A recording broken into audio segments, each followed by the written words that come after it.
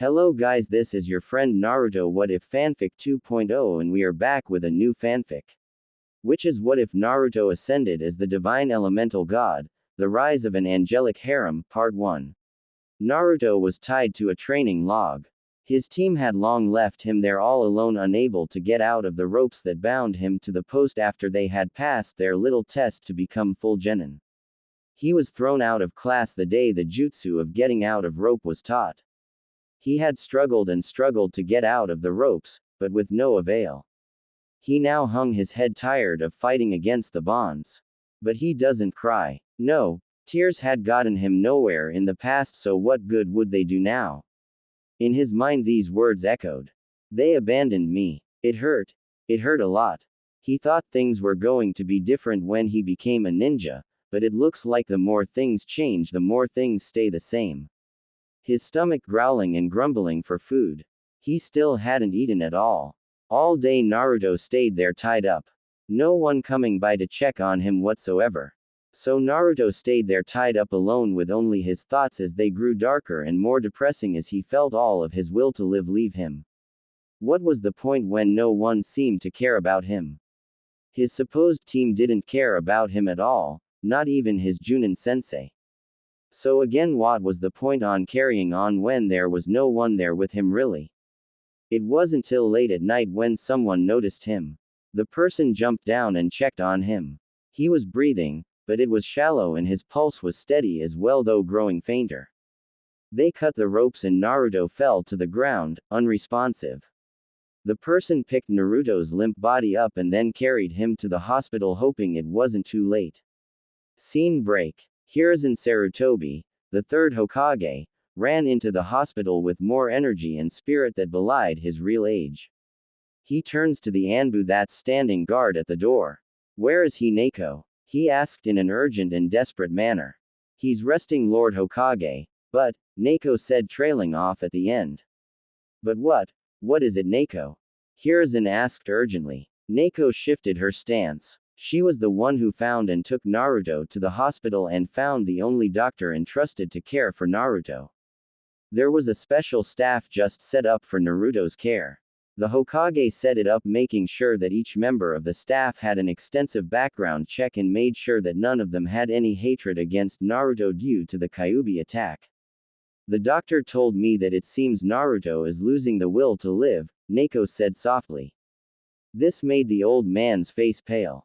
It just wasn't possible at all. He never thought Naruto would lose his will to live even after all the boy has gone through. He knew Naruto had gone through a lot and he knew that all of them left scars on Naruto. Most of them not physical. He didn't think it was that bad really, but it seemed it was. It was worse than he thought. Tell me everything, Neko. Don't leave a thing out, he said firmly. Neko then gave her full report and Hiruzen wasn't happy at all. Neko, I know you're tired, but I have an order for you, Hiruzen said. What is it, Lord Hokage? Neko asked, standing up straight. Get Kakashi here right now. I don't care if you have to tie him up and drag him here. I want him here now. Hiruzen barked. Neko bowed and shunshined away. It didn't take long and she returned with Kakashi, who looked perplexed and bewildered. He was in a shinobi bar with the rest of the Junin senseis having a drink and telling one another stories about their team's tests and stuff. He was then grabbed and dragged away from his fellow Junin by Neko without even seeing her at all. She had dragged Kakashi by the back of his collar all the way to the hospital, ignoring Kakashi's questions. Ah, Kakashi, Hiruzen said in a displeased fashion. What is it, Lord Hokage? Kakashi asked, standing up straight. Well, Kakashi, I thought you should know that one of your students is here in the hospital, Hiruzen said. Kakashi's eye widened. Who? He asked. Naruto, Hiruzen said. But how? I left him today and he was alright, Kakashi said. That was hours ago, Kakashi. Neko, tell him, Hiruzen said as he needed to calm himself. Neko told Kakashi about how she found Naruto tied to the same post he had tied him to during the day. Kakashi was shocked upon hearing this. He couldn't believe it. He should have been able to get out. It's an easy jutsu to do to get out of ropes. It's a jutsu taught at the academy, the one-eyed Junin said. Apparently the teachers at the academy had hindered his studies more than I thought, Hiruzen growled. I apologize Lord Hokage, I didn't know at all. If I did then I wouldn't have left him or I would have gone back to check. I didn't know, Kakashi said. You didn't know. Kakashi, you watched over the boy in your time in Anbu. You saw how he lived, what he had to put up with. You should have known his life wouldn't be easy and now he seems to have lost the will to live, Hiruzen said.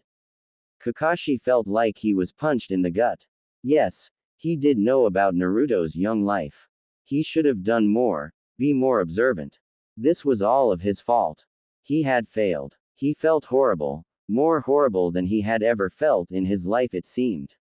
I am taking Naruto off your team Kakashi, Hiruzen said. But Lord Hokage, Kakashi started. No, you've shown how you treat Naruto. He's no longer under your care.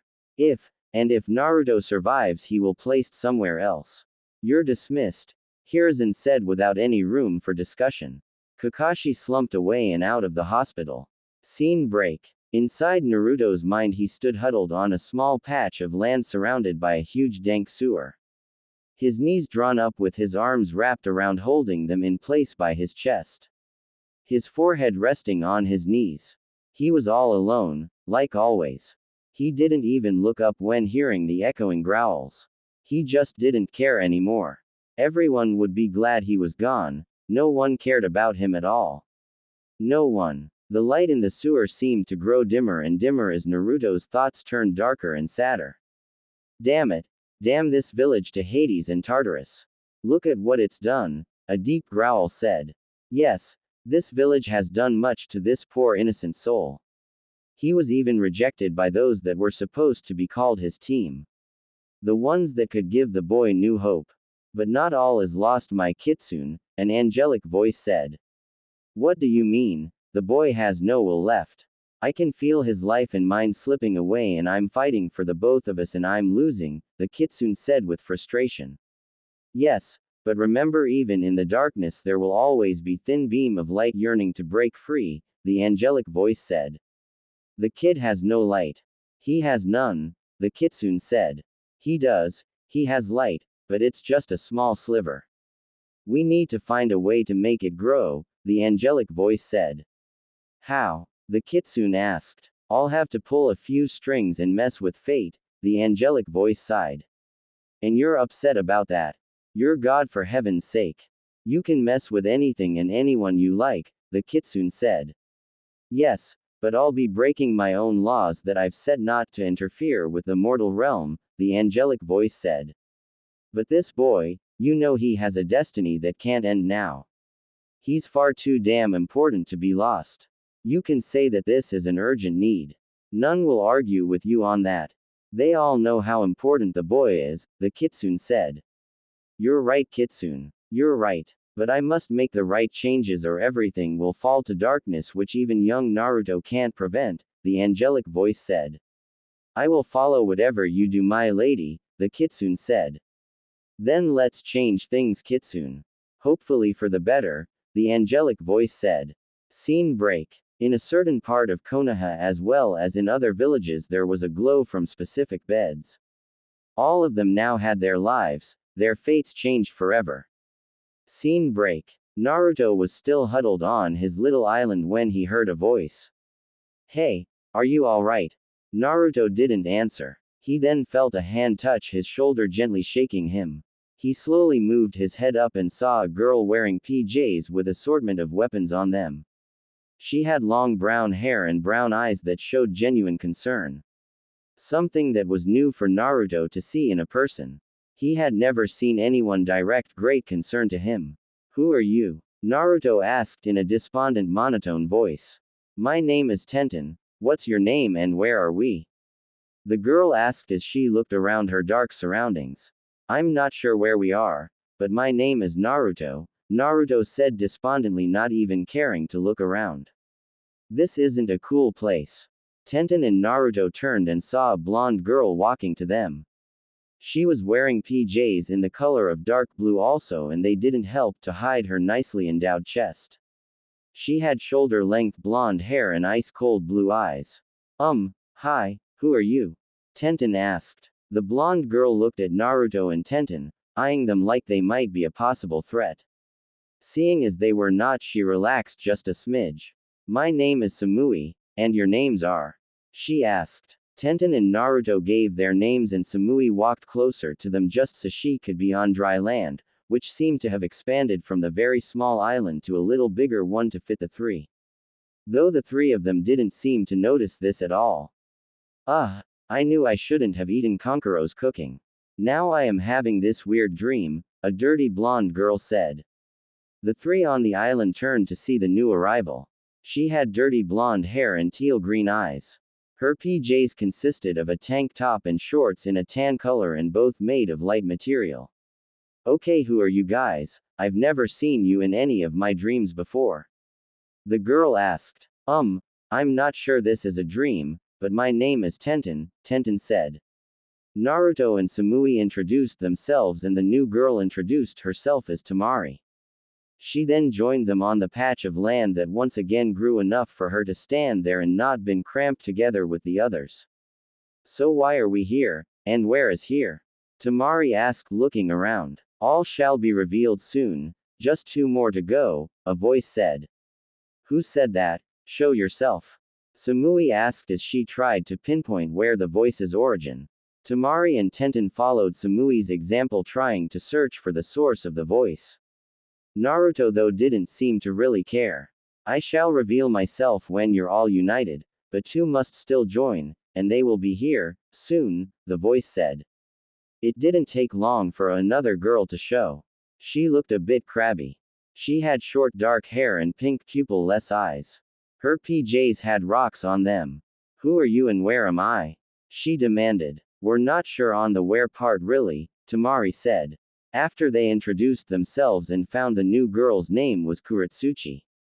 She joined them on the island and again the island grew larger to accommodate the new addition. Next the last girl joined them. She had long dark hair and blackish brown eyes. She asked the usual, where am I and who are you? Questions then introductions were made.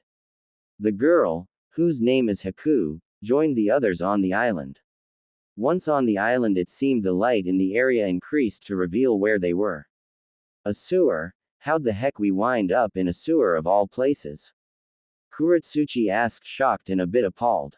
That's it. I'm not eating any more of Konkuro's cooking no matter what he says, Tamari groaned. This isn't a real sewer, but a mindscape my children. It's a physical projection of a mind, the voice said. Okay. Who are you? The last 2 are here so show yourself, Samui asked as she once again tried to pinpoint the voice. Samui wasn't the only one to try to find the origin of the voice. Kuretsuchi scanned the dank space as did Haku, Tamari and Tenten. They all were facing outwards keeping their backs as close as they could to one another. Naruto was the only one not being vigilant. Soon a bright light flashed upon them and they had to shield their eyes. Once the light faded they saw what they could only describe the most beautiful woman they'd had ever seen. She had gorgeous golden-colored hair done in ringlets. Her body was perfectly proportioned, which made all the girls a bit envious. She had deep blue eyes that were like 2 flawless sapphires that twinkle like they were under display lights. Hello my children, she said with a smile. Who are you? Naruto asked staring at the woman with awe. Naruto. My child. You are a very special boy, the woman said smiling at Naruto. How do you know my name? Naruto asked fearfully. I know many things. I know all of your names and what's been going on in your lives so far, the woman said. That's all good, but you haven't told us your name, Kuretsuchi said crossing her arms. No, I haven't, the woman said chuckling. My name, well, I wasn't really given a name and actual name like you were, but you all know me as God. This stunned the group. They were talking to God. This had to be some sort of trick, an illusion. Yeah, it had to be some creatively complex genjutsu of some kind. That or the weirdest dream any of them ever had. A few tried to dispel the genjutsu with no success. This kind of amused the great deity as she watched the girls try to dispel her. I assure you're not dreaming or under any genjutsu whatsoever. But your lives have all been altered from the courses that I've had set for each of you, God said.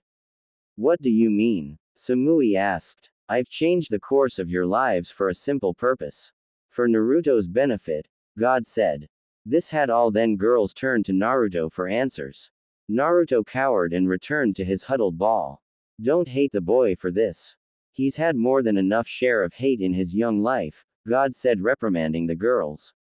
The great deity then began to explain to them all about Naruto's harsh life so far. She projected movies of Naruto's memories as visual aids like a film on a projector. Naruto felt ashamed and wanted it all to stop. He didn't want to remember all those bad memories. He didn't want anyone to see what he had been through since it was private. They were his burden and no one else's. The beatings, the dirty looks, the way he went for a days going hungry and had to scrounge around in the trash for something to eat. All of it was on display. Meanwhile, the girls just watched with tears in their eyes at how people could treat Naruto like that. She then told them about what had been sealed within Naruto. You're going to get trouble. The old man made it a law against telling anyone, Naruto said. God laughed and her laughter was like beautiful music. I don't think the Hokage has the power to punish me, young one, she said with great mirth. Oh, yeah, is there a name I can call you? It feels weird calling you God, Naruto said, rubbing the back of his head. The girls looked at Naruto with scandalized expressions. Naruto, do you know who you're talking to? Tenten hissed. I'm sorry, but it just feels weird, Naruto mumbled. It is all right, Tenten. I can see the oddity of just being called God all the time. You can all call me Sophia, the immortal being said. Okay, so Sophia. Why are we here exactly? You showed us Naruto's memories, but haven't told us the actual full reason. Kuretsuchi asked. Ah yes, for that I need to show one more memory, then I'll explain, Sophia said. The memory shown was the day of the Genin test. The girls watched the test with interest and shook their heads at Naruto's brash attitude and knew they would need to change that. It then hit them as to why it would be them to change Naruto, but putting that issue aside as they then watched Naruto get left behind by his team after the test. I can't believe they did that. Especially the Junin sensei, after going on all about teamwork and his code of, those who disobey rules are trash, but those who abandon their comrade are lower than trash. He's a hypocrite, Tenten raged. Yes, that was totally not cool, Samui said in agreement. I thought Konoha Nin were supposed to be all big on teamwork and crap. That just shows they don't listen to their own stuff, Kuretsuchi said. His team is no better. He's got a damn fangirl and that boy. I don't know, but there's something about him that rubs me the wrong way. I just don't like him, Tamari said. Both aren't worthy of being Genin. The girl is going to get killed on her first mission out of the village, and the boy. There's something dark about the boy I can't really place, Haku said.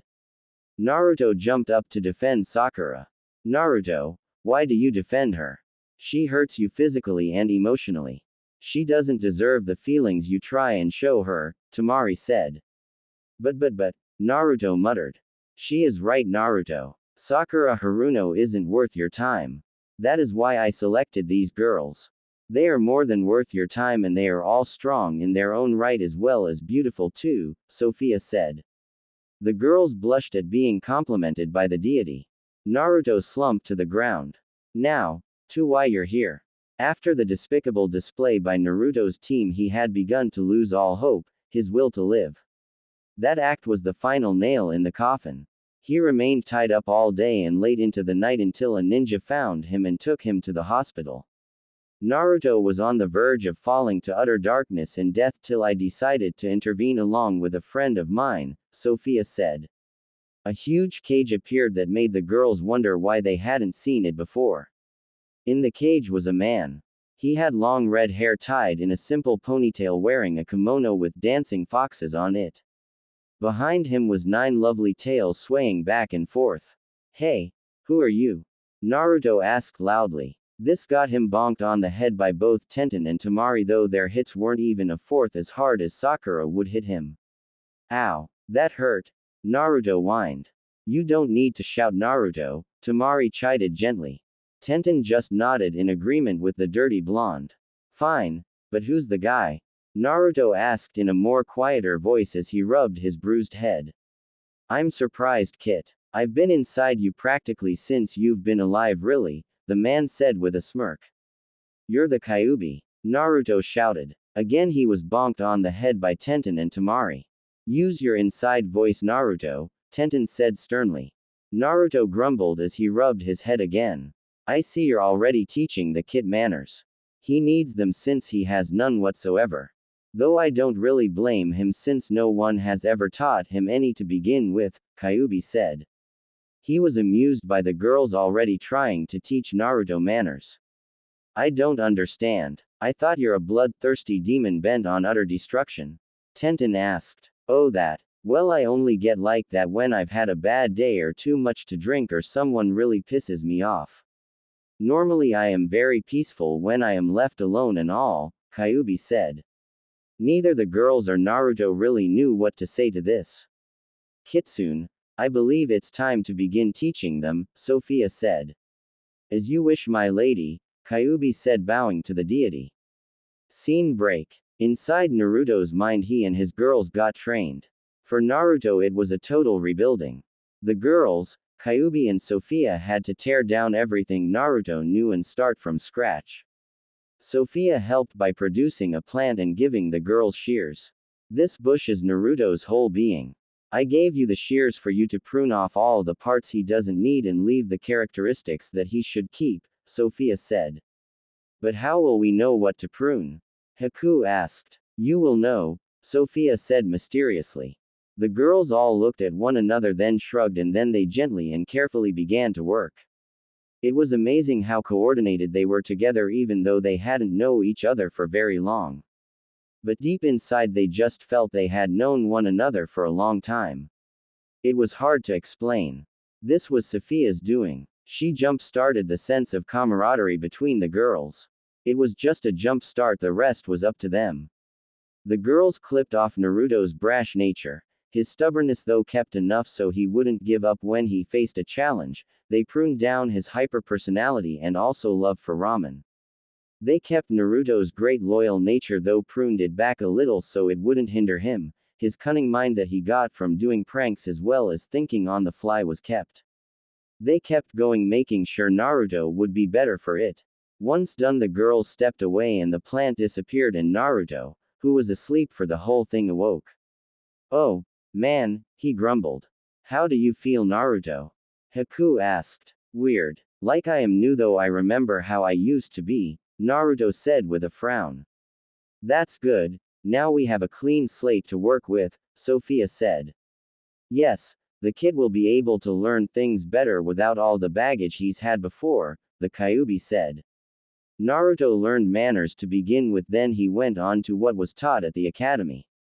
Kyuubi played the role of instructor for this and Naruto actually listened since most of his bad habits had been snipped away. Though he still got bored since he really wasn't one for lessons that involved sitting, reading and listening. He was more of a person of action. Meanwhile, Sophia had the girls get to know one another since they'd be spending a lot of time together. With that, the girls asked for some different clothes since they didn't want to just wear their PJs. Sophia told them to think what they wanted to wear and it shall be done. So each girl thought about what they wanted to wear and they were dressed in the apparel they thought of. They all chose their outfits they wore as kunoichi. I have a question, Sophia, Tenten said. What is it, Tenten? Sophia asked. Why did you pick a girl from each of the 5 major villages? Tenten asked. The other 4 girls were curious about this as well. I wanted Naruto to have a piece of each of the villages, and when I looked through each village looking for possible candidates, I found you 5 were the best in my opinion, Sophia said. But though I am from Kiri, I'm not a shinobi. I am running with Zabuza and he's a missing nin, Haku said. Your heart is pure, Haku. That's why I chose you. That's why I chose all of you. You all have pure hearts and souls. Even though a few of you have taken lives for your duty, you never taken an innocent one that would darken your soul, Sophia said. The girls nodded. But why me? Iwa and Konoha aren't friends due to the last shinobi war. Kuretsuchi asked. What a better way to bury the hatchet than to have such a union. I've heard and seen many mortals do this custom to cease feuds, Sophia said. The girls had to nod in agreement with this. The Hyuga clan won't be pleased with this. They don't like Kumo due to what we tried to do, Samui said. Ah yes. That, Sophia said with a small frown. What do you mean? Haku asked. Samui then explained how the previous Raikage tried to kidnap the young Hyuga heiress so they could breed their own Byakugan. Haku blanched at this. There are many dirty dealings in all of the villages. I am saddened that so many souls are tainted with such darkness, Sophia said sadly. After Naruto got his education, he then began training as a shinobi in the proper way. Kyuubi taught Naruto the kitsune-style taijutsu since it worked well for Naruto's fighting. It dealt quick hard blows and at times used sneak attacks on opponents. Naruto also learned many ninjutsu since he had the chakra reserves to do many powerful jutsu without getting worn out. Kyuubi of course had to keep warning Naruto not to overdo it. Naruto had no use for genjutsu, but Kyuubi found a way to around that. He just had Naruto become sensitive to the illusion-based jutsu so he could spot it and dispel it if needed. What also happened was a part of Naruto's brain was awakened. The part where he was talented in fuinjutsu. Now Kyuubi knew this was gift that Naruto had inherited from both of his parents. So Naruto got to work learning all the fuinjutsu he could. Sophia provided the scrolls on the topic and Naruto became quite skilled in it.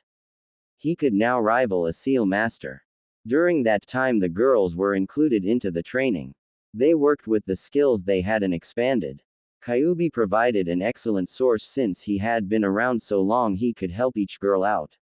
Sophia also sought to expand all the girls' chakra reserves since she knew they'd need to be stronger. The girls wanted to not only get stronger for themselves, but to get stronger so they could help Naruto and each other. They didn't want to be helpless. They all cared for the blonde very much after spending so much time with him. They just couldn't help not to. And with that the girls opened up to Naruto more and more. Sophia saw this all and smiled since she knew the future was looking brighter and brighter for them all. She just hoped it was enough though. She may be the one true God, but there are wrinkles in the future that even she could never foresee. So she and the Kyuubi prepared them as much as they could. Temari had perfected her wind jutsu. It helped that Sophia topped up Temari's affinity to wind so Temari could do it using very little of her chakra it seemed. She used her big fan and two smaller fans that were for close combat. With that Temari got drilled in taijutsu, which wasn't one of her strong suits. She was taught a taijutsu style she could use in conjunction with her wind chakra. She released a bit of wind chakra with every strike to deal more damage to her opponent. Temari didn't care for genjutsu and was taught how to dispel it. Her taijutsu style she called Gale Force style. Haku's Hyoten bloodline was increased to the max by Sophia and she learned all of her family's jutsu from Kyuubi who knew many ice jutsus some that even the Yuki family didn't even know. She was also taught wind and water jutsus too. She also learned more medical jutsu by Sophia since Kyuubi wasn't one to really know that stuff. He healed himself so didn't need to know any healing jutsu. Haku also learned taijutsu, which was one of her weak points. Kyuubi found a style that would work for her. It was called the Shiva's Wrath style. Kyuubi picked it up somewhere though he wasn't sure where, but it worked for Haku. Haku's use of Senbon needles were amazing and she had great accuracy. This of course led to contest of skill with projectiles against Tenten. The matches always came out a draw. Tenten's accuracy was now amazing. She could hit a target with her eyes closed. She got a lot better with the rest of her mighty arsenal of weapons too. It helped that Kyuubi knew how to use each one and instructed her how to use each weapon to its full potential. Sophia made sure that Tenten branched out though. She told Tenten that it wouldn't do her any good to just be good in one thing and that all ninja shinobi and kunoichi were at least somewhat skilled in several areas. So Tenten worked on getting her taijutsu up to par as well as ninjutsu too. Genjutsu was difficult for her since she didn't care for it much. As for her ninjutsu, she learned she had a water affinity and was taught by Haku and Kuretsuchi as well as Kyubi. She also got more help in her fuinjutsu since she just knew how to do storage scrolls. Samui's skill with her tanto was excellent as well as her lightning jutsu. She used them both effectively. Kyubi and Sophia helped Samui in her training, with Kyubi giving her scrolls to work from so she could use her tanto more efficiently than before. Sophia used her vast knowledge to give Samui lightning jutsu as well as up Samui's lightning affinity to the max. Kyubi didn't know many lightning jutsu since he preferred his fire-based ones more. Samui though needed work on her taijutsu since it was average. She wanted to get better with it since she knew that was an area where she lacked. She had little bit of genjutsu, but not a whole lot. She only used it to distract her opponent really. Kuretsuchi had some work cut out for her when they found out she had 3 nature affinities: water, fire and earth, which Sophia up to the max. Sophia helped Kuretsuchi to combine them into lava release, a rare type to have. Kyubi got to work in helping Kuretsuchi in her taijutsu and she excelled in that along with her ninjutsu training. Another thing they had to work on was her attitude since she could get overly and to not look down on certain shinobi because of their jobs. Curb it a bit, but otherwise she was fine the way she was. Her anger and distrust over Naruto being a leaf nin was gone and she had accepted him. All 5 girls trained and sparred against one another as well as against Naruto to get better as well as build camaraderie with one another. Kyubi also sparred with them all to help them gauge where their level was. They got closer to each other as they worked together. What they found was that inside Naruto's mind they didn't need any sleep or food. So this increased their training many times since they didn't need their basic needs. Naruto and his girls, as he was now calling them, grew together more and more as time passed. They were now very close to each other. When they all had a break, an important question was brought up. How long have we been here? Samui asked. Good question. It feels like we've been here forever, Kuretsuchi said. Ah yes, but time is relative, Kyubi said. What's that supposed to mean? Tamari asked. It means that in here time doesn't exist. I have stopped time for you all in here, Sophia said. But where are we exactly? You never actually told us where we are, Tenten asked. She's right. We never found out where we are, just that we're in a mindscape that looks like a sewer, Kuretsuchi said. Oh, I didn't tell you where you all are. I thought I did, Sophia said as the immortal being scratched her head. The girls and Naruto shook their heads. Very well. You're in Naruto's mind, Sophia said. What? The girls shouted. Yes, this is Naruto's mindscape, Sophia said. The girls couldn't believe this was Naruto's mindscape. They looked to the boy for an answer, but he couldn't provide any. Let me be the one to answer that since Naruto doesn't a clue, Kyubi said. The girls turned to Kyubi. Due to Naruto's unpleasant childhood, he never had a supply of good memories and thus his mindscape turned into a sewer to show how his life is. Remember, your mindscape can be whatever you want it to be, and since Naruto's life has been mostly crappy, it turned into a sewer, Kyubi said. The girls nodded in understanding, then got back to training. Scene break. Once training was finished, Sophia and Kyubi stood in front of their charges. I must say that you've done all you've been asked to do and I am very proud of all of you, Sophia said, smiling at them all. Yeah, you never backed down from anything we threw at you, Kyubi said. Now for some final things. Naruto, we know who your parents are and now that you've been trained enough we feel that you're strong enough to know who they are, Sophia said. Naruto stiffened hearing this. He had wanted to know who his parents are, but Sophia and Kyubi never told him. Telling him he wasn't ready yet. But it seemed like he was. He felt his girls gather around him, to support and comfort him. Your father was the guy who sealed me within you. Minato Namikaze, the fourth Hokage. And your mother was Kushina Uzumaki, my jailer before you, Kyuubi said. Naruto was shocked. His father was the one that sealed Kyuubi inside him. He was the reason that he was beaten, spat upon, never had any friend nor any good food to eat. He felt rage boil within him, but that ended quickly since he was mixed with emotions of now knowing who his parents were. And to now know that his mother held the Kyuubi before him. It was all very shocking. His girls were shocked hearing all of this, but they resolved to help Naruto. Even Kuretsuchi, after finding about who Naruto's father was. She knew Naruto wasn't his father even if they looked alike, and now knowing it wasn't just an odd coincidence of some kind. But her feelings for Naruto hadn't wavered at all. This just showed how much she has grown. Now you must all return, but never fear. You shall be reunited soon, Sophia said. Soon everything turned white. It was so blinding that the six of them shielded their eyes. Scene break. Naruto awoke groggy in the morning. The first thing he noticed was all the training he had done within his mind had made it to his physical body. He was surprised by this, then he saw a note on the top of his blankets. He took it and opened it. Naruto, you are already awake by now. As you can see, your body has grown with the training you did in your mind. Think of it as a little gift from me so you don't have to work back up to the level you were at in your mind. Both you and your girls received the same gift. Don't worry about seeing them since you will be, soon. Sophia. Naruto blinked at the letter, then as soon as he finished reading it the paper dissolved into nothing. This made him sigh and wonder what he was going to do next.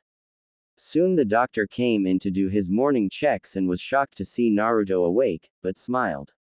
Hello Naruto, glad to see you're up, he said, not even acting startled about Naruto's new appearance.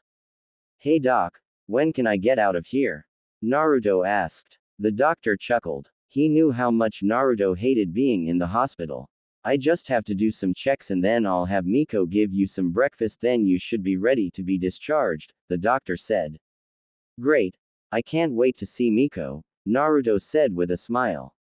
The doctor did his checks and was surprised at the results he was getting. He did them 3 times and got the same results. He needed a better medical opinion. He thanked Naruto and left. Soon after, Miko came in along with the Anbu Neko. Naruto greeted Neko and Miko happily since he remembered them both. Neko for watching over him when he was younger, and Miko, a nurse that was on staff specifically to check Naruto. Neko checked the food to make sure it wasn't poisoned. Could never be too careful. After the food passed clear, Naruto ate and chatted with Miko about what she was doing in her life. Soon Naruto finished and Miko left. Naruto Uzumaki, you're to report to the Hokage after you've been released, Neko said. Right. I'll go see the old man, Naruto said, getting up. Neko nodded and left. Naruto got changed in his orange jumpsuit, vowing to get new clothes as soon as he could. While in his head his girls drilled into him that wearing orange wasn't very ninja-like. Scene break. Hey old man, Naruto greeted. Hiruzen looked up and smiled, then he noticed the changes to Naruto's appearance. Naruto was a bit taller than he was. Now he was on equal footing with the rest of his former classmates in height. Plus there was this aura around the blonde that Hiruzen couldn't exactly place. The Naruto in front of him was still the Naruto he knew, but he felt that he was different somehow. Like he went through a rebirth of some kind. Also the fact that Naruto looked just like his father now, with bits of his mother peeking through too. Hello Naruto, I'm glad you're feeling alright, Hiruzen said, smiling. Yeah, so when can I get back to my team and start missions? Naruto asked. Yes, about that. I've decided to remove you from your team, Hiruzen said. Naruto was shocked. What? But what am I going to do? He asked. I did this with good reason, Naruto. Your Junin-sensei is responsible for you and your teammates, and that means everything. What Kakashi did was inexcusable. He left you tied to that post without even a second thought at all, Hiruzen said firmly. But what am I going to do? I need a team, Naruto asked, frowning. Lord Hokage, if I may. Neko asked. Go ahead, Neko, Hiruzen said. Neko appeared and stood at attention. I wish to be Naruto's instructor. I know he has much potential and wish to help him reach it, Neko said. You do realize that if you do this, Neko, you'll be retired from Anbu, right? Hiruzen asked. I do, sir. I've been mulling over retiring from Anbu anyway, and this is a perfect chance, if you allow it, sir, Neko said. Very well. Remove your mask and introduce yourself to your new student, Hiruzen said. Neko nodded and removed her mask. Naruto stared at the beautiful woman in front of him.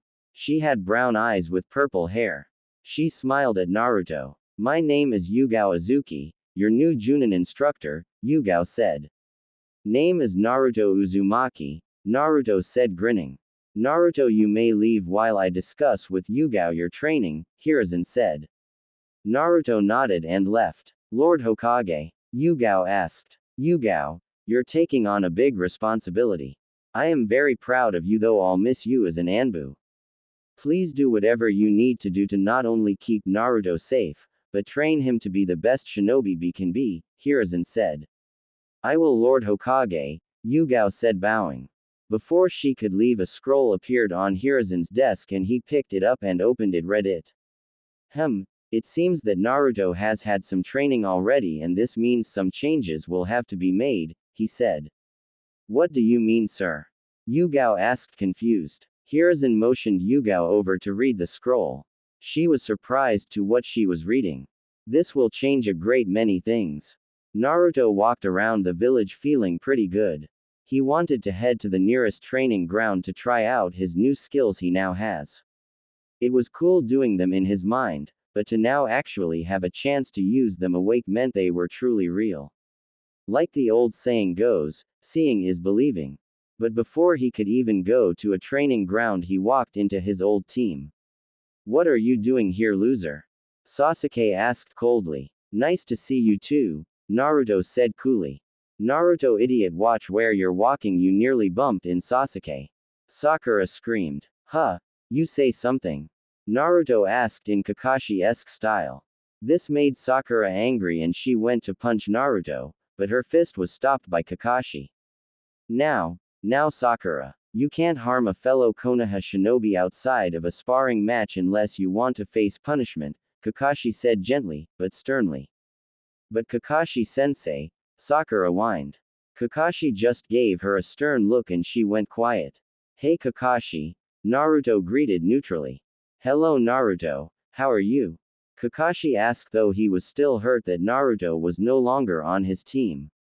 He knew he'd have to make it up to Naruto somehow, some way. Doing good. I just came back from the old man's office and got a new sensei, Naruto said. I see. So who is it?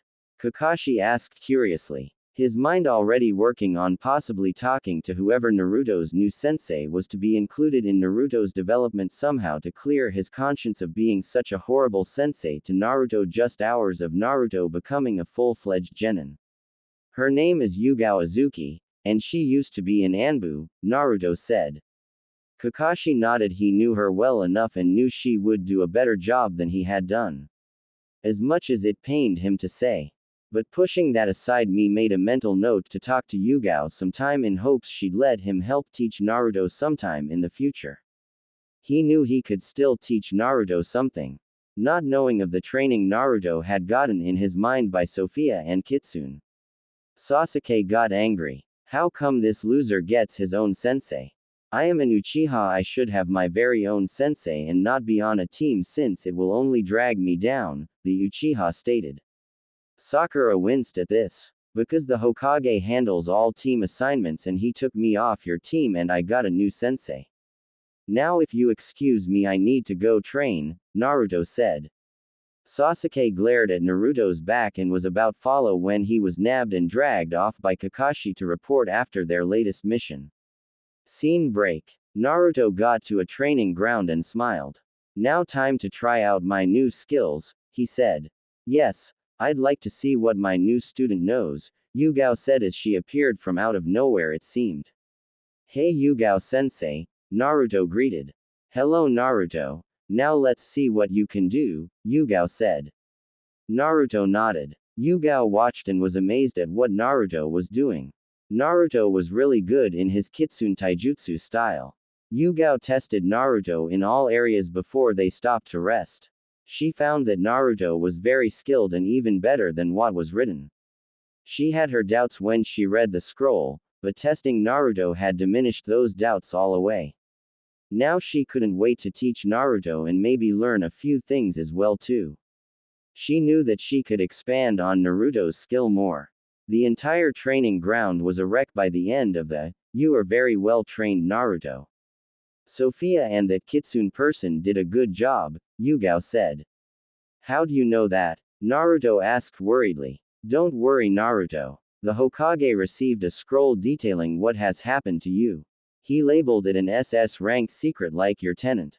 Only you, me and the Hokage knows, Yugao said. Naruto relaxed and nodded. Now, I know this is late, but we should introduce ourselves and stuff like you did with your last team, Yugao said. Naruto nodded. I'll go first. My name is Yugao Azuki. My likes are swords, learning kenjutsu and my boyfriend Hayate.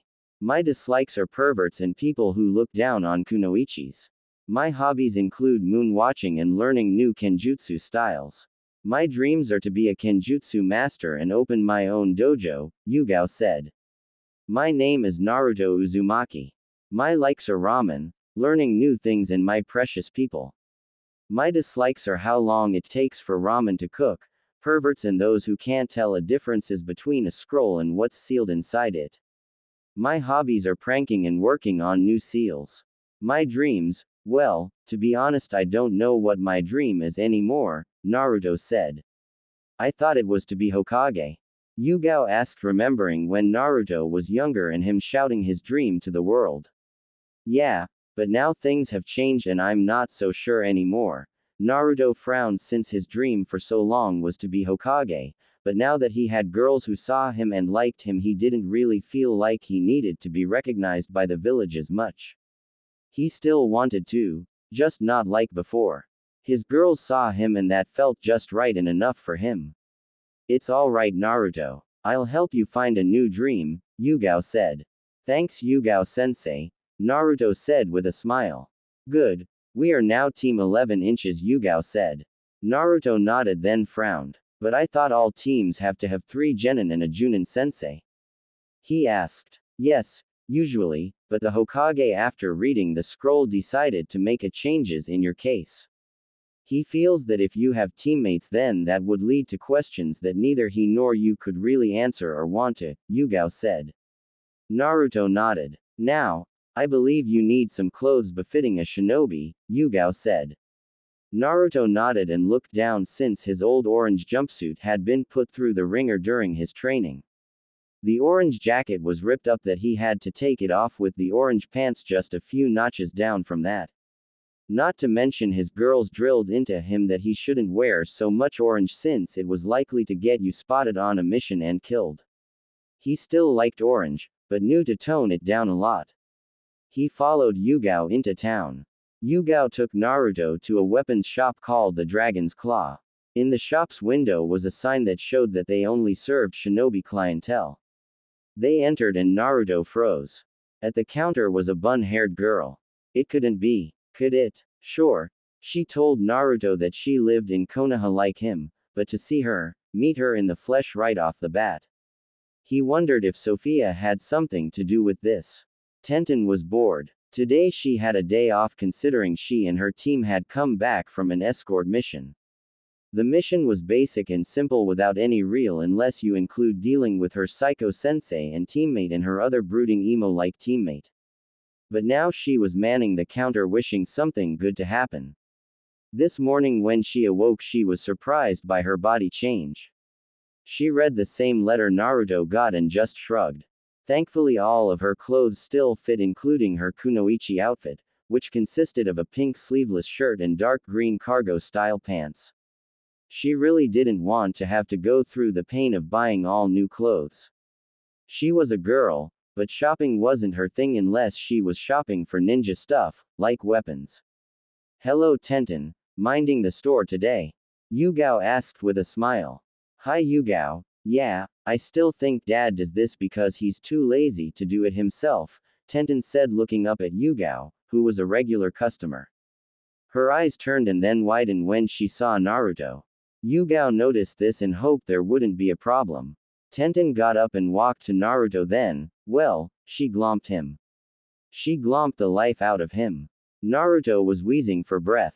His face turning from his usual flesh color to red then to blue as the lack of air was building up. He was tapping Tenten's arm hoping she would get the message. Finally Tenten released Naruto and smiled wide. It's so great to see you Naruto in the flesh, Tenten said. Yeah, but you could have greeted me a little softer, Naruto said gasping for air as his face slowly turned back to his normal coloring. Hey, sorry, Tenten said as she rubbed the back of her head. You two know one another? Yugao asked eyeing the two genin. Tenten wasn't sure what to say, but Naruto jumped on it. It's okay Tenten, she kind of knows about Sophia, he said. Tenten just nodded and the two told Yugao how they knew each other though an abridged version. This flew the former Anbu for a loop. Sure, she knew that Naruto had 5 girls, but the scroll never told her or the Hokage who they were, just that there were 5 of them and each of them were from one of the 5 hidden villages. She didn't know who the girls were at all. All she and the Hokage got was, aside from knowing 5 girls were to be with Naruto, was all the training he had gotten. But that was all. Okay. That's good to know, Yugao said. So why are you here anyway Naruto? Tenten asked. Oh right. I need some new clothes, Naruto said. Alright, come with me and I'll help you out, Tenten said. About 45 minutes later Naruto was dressed in his new shinobi outfit. He wasn't sure why it took this long of a time to get his clothes. I mean, it should have just taken like 5-10 minutes tops. But no, Tenten seemed adamant in helping him by having him try on several articles of clothes, mixing and matching them. She'd mutter and then frown and go back to get more for Naruto to try on. Naruto felt like a doll and Tenten was playing dress up with him. But the end result was good. Naruto was dressed in black cargo pants that had a stripe of rust orange running up both legs with several pockets for storing things. He had a weapon pouch on each leg that not only held kunai and shuriken, but also senbon too. He had on black combat-style boots that had seals on them to keep them quiet. They were also a lot more durable than most shinobi sandals. He had a white shirt underneath with an armor-like gray shirt on top of it. The armor would react to chakra, making it harder and stronger in certain areas or the whole body if needed. On his hands were fingerless gloves with a metal plate, and with the introduction of chakra, spikes would be raised in the metal surface. That all looks good, Tenten said as she tapped her chin looking over at new look Naruto donned, but it's still missing one thing. I'll be right back. Naruto let out a long groan that meant he wanted this to end, and end now. Yugao just sat back watching all of this with great amusement. Watching Naruto being used as a dress-up doll. She had to fight back laughing since Naruto looked very displeased in his situation, but did nothing to stop Tenten for doing it. Oh, this would be great teasing material for later. Back in the rack of clothes, Tenten was looking for what she thought would complete Naruto's new outfit when she spotted something. She pulled it out. It was a blue and gray long coat that looked kind of like the one the 4th Hokage wore. Though very different. The coat was a royal blue with a gray interior and gray along the hem like waves. I don't remember stocking this, and I know Dad never ordered anything like this since this looks like a custom job. Not something off the rack. This had to be Sophia's work, the weapons mistress thought. She took the item and headed back. Here, this should finish off the look, she placed the coat on Naruto. Naruto then looked himself in the mirror and then turned around to see the back of the coat. He was shocked at what he saw. The image on the back was a 9-tailed fox with its 9 tails flaring out in an impressive manner. Around the fox's tails was the 5 symbols of the 5 elements with angel wings attached to them. On each of the shoulders was a blue swirl. The inside of the coat had pockets for more things, and Naruto knew he'd make use of these. What the? He asked. I think this was Sophia's doing, Tenten said. Naruto just nodded. He then got some pairs of the same clothes and Tenten rang it up. So how much Tenten? Naruto asked. 2,970 ryo, Tenten said. I made up the number. Naruto gulped as he wondered if he had enough, but Yugao stepped in. The Hokage gave me a draft from his office.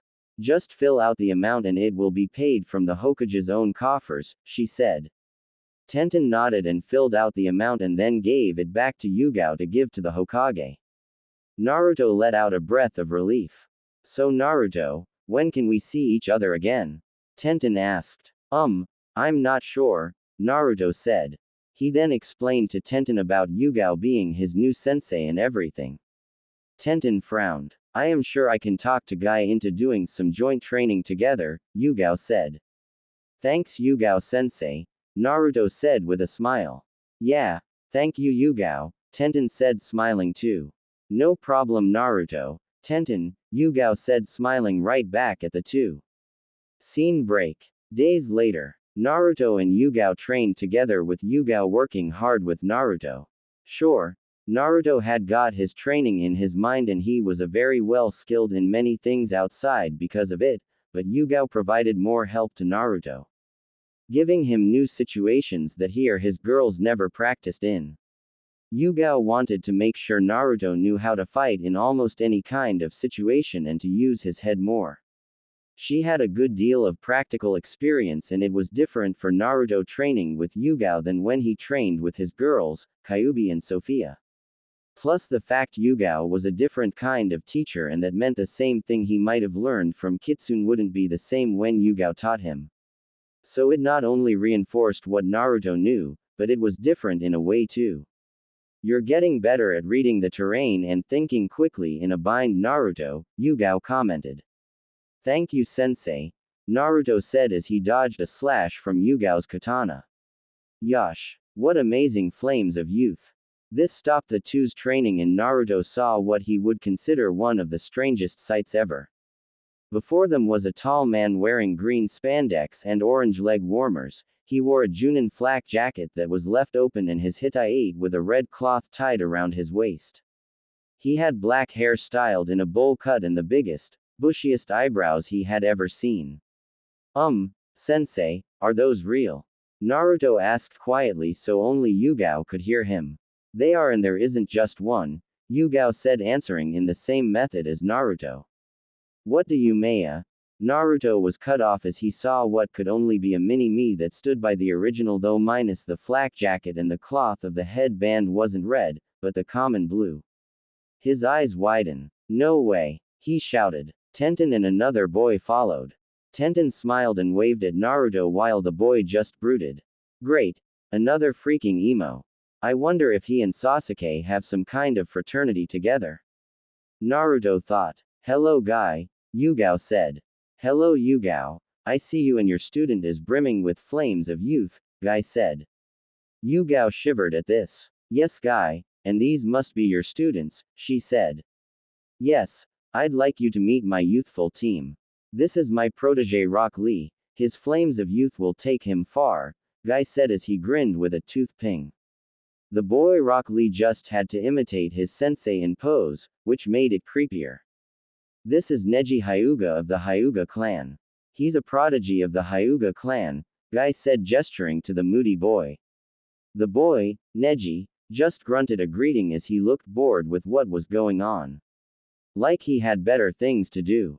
And this is Tenten, she never misses. She's 10 out of 10 every time, Guy said. Tenten just sighed. And I'm Konoha's great green beast, I am Might Guy. Guy said as he struck a good guy pose. Rock Lee of course had to copy this too. Yugao rubbed her temples. She could only handle Guy so much like every other shinobi in the village. There was only so much you could take of the over-eccentric and exuberant Junin. Well Guy, Lee, Neji, and Tenten. I'd like you to introduce my student. Naruto Uzumaki, she said, I am Yugao Azuki. Yosh. It's a pleasure to meet you Naruto, Guy said. Hi, Naruto said. It's great to meet you Naruto, I hope our meeting will spark the great mighty flames of youth within you like it has done me, Lee said. Naruto stepped back a little, not wanting to get infected by whatever this youth thing was. He certainly hoped it wasn't contagious. Sensei, what are we doing here? Neji asked in a tone that stated he was bored here. Ah, Neji, we are here to do some joint training with Naruto here. I am sure we can stoke the fires of youth within him, Guy said, though he had a slight frown on his face due to Neji's attitude. Neji eyed Naruto. It doesn't matter. His fate will be the same, he said in a matter-of-fact tone. Guy now frowned at this. What did you say, bastard? Come and say that to my face, Naruto growled. Neji ignored Naruto. You're just like that emo Sasuke. You've got a huge freaking rod up your butt, Naruto said. Tenten's eyes widened and had to bit back the laughter bubbling within her. That wasn't very youthful to say, Naruto, Guy said with a displeased look on his face. I call them as I see them, Guy. He's a part of the emo fraternity where all they do is bitch and whine about their own pathetic little lives and cut themselves since they have nothing better to do. Bet they even play with each other since they're probably gay, Naruto said. Tenten couldn't hold back anymore and she fell on her back laughing and rolling on the ground. Yugao held her laughter back better than Tenten, but had an amused smile on her face. Guy muttered about the unyouthfulness of it all while Lee was confused. Neji looked pissed. He activated his Byakugan trying to intimidate Naruto. It didn't work. So that got a reaction out of you, Naruto said idly. Neji charged forward. Naruto dodged the initial attack. Guy looked ready to stop it, but Yugao held him back. Let it go this time, Guy. We'll make sure it doesn't go overboard, she said. She kind of wanted to see how Naruto fought against another genin with a year more experience. It would give Naruto much needed knowledge and experience. Guy just nodded, though had his doubts this would end well. Tenten watched since she had seen Naruto spar as well as sparred with him when she and the other girls were in his head, but seeing it for real was quite different, and especially against Neji. Tenten wasn't totally sure who'd win. She knew Neji was good since he was rookie of the year in their class, but Naruto was good and could be sly as a fox in battle. Neji snarled as he kept trying to hit Naruto and he evaded each time. He couldn't land a hit on Naruto at all.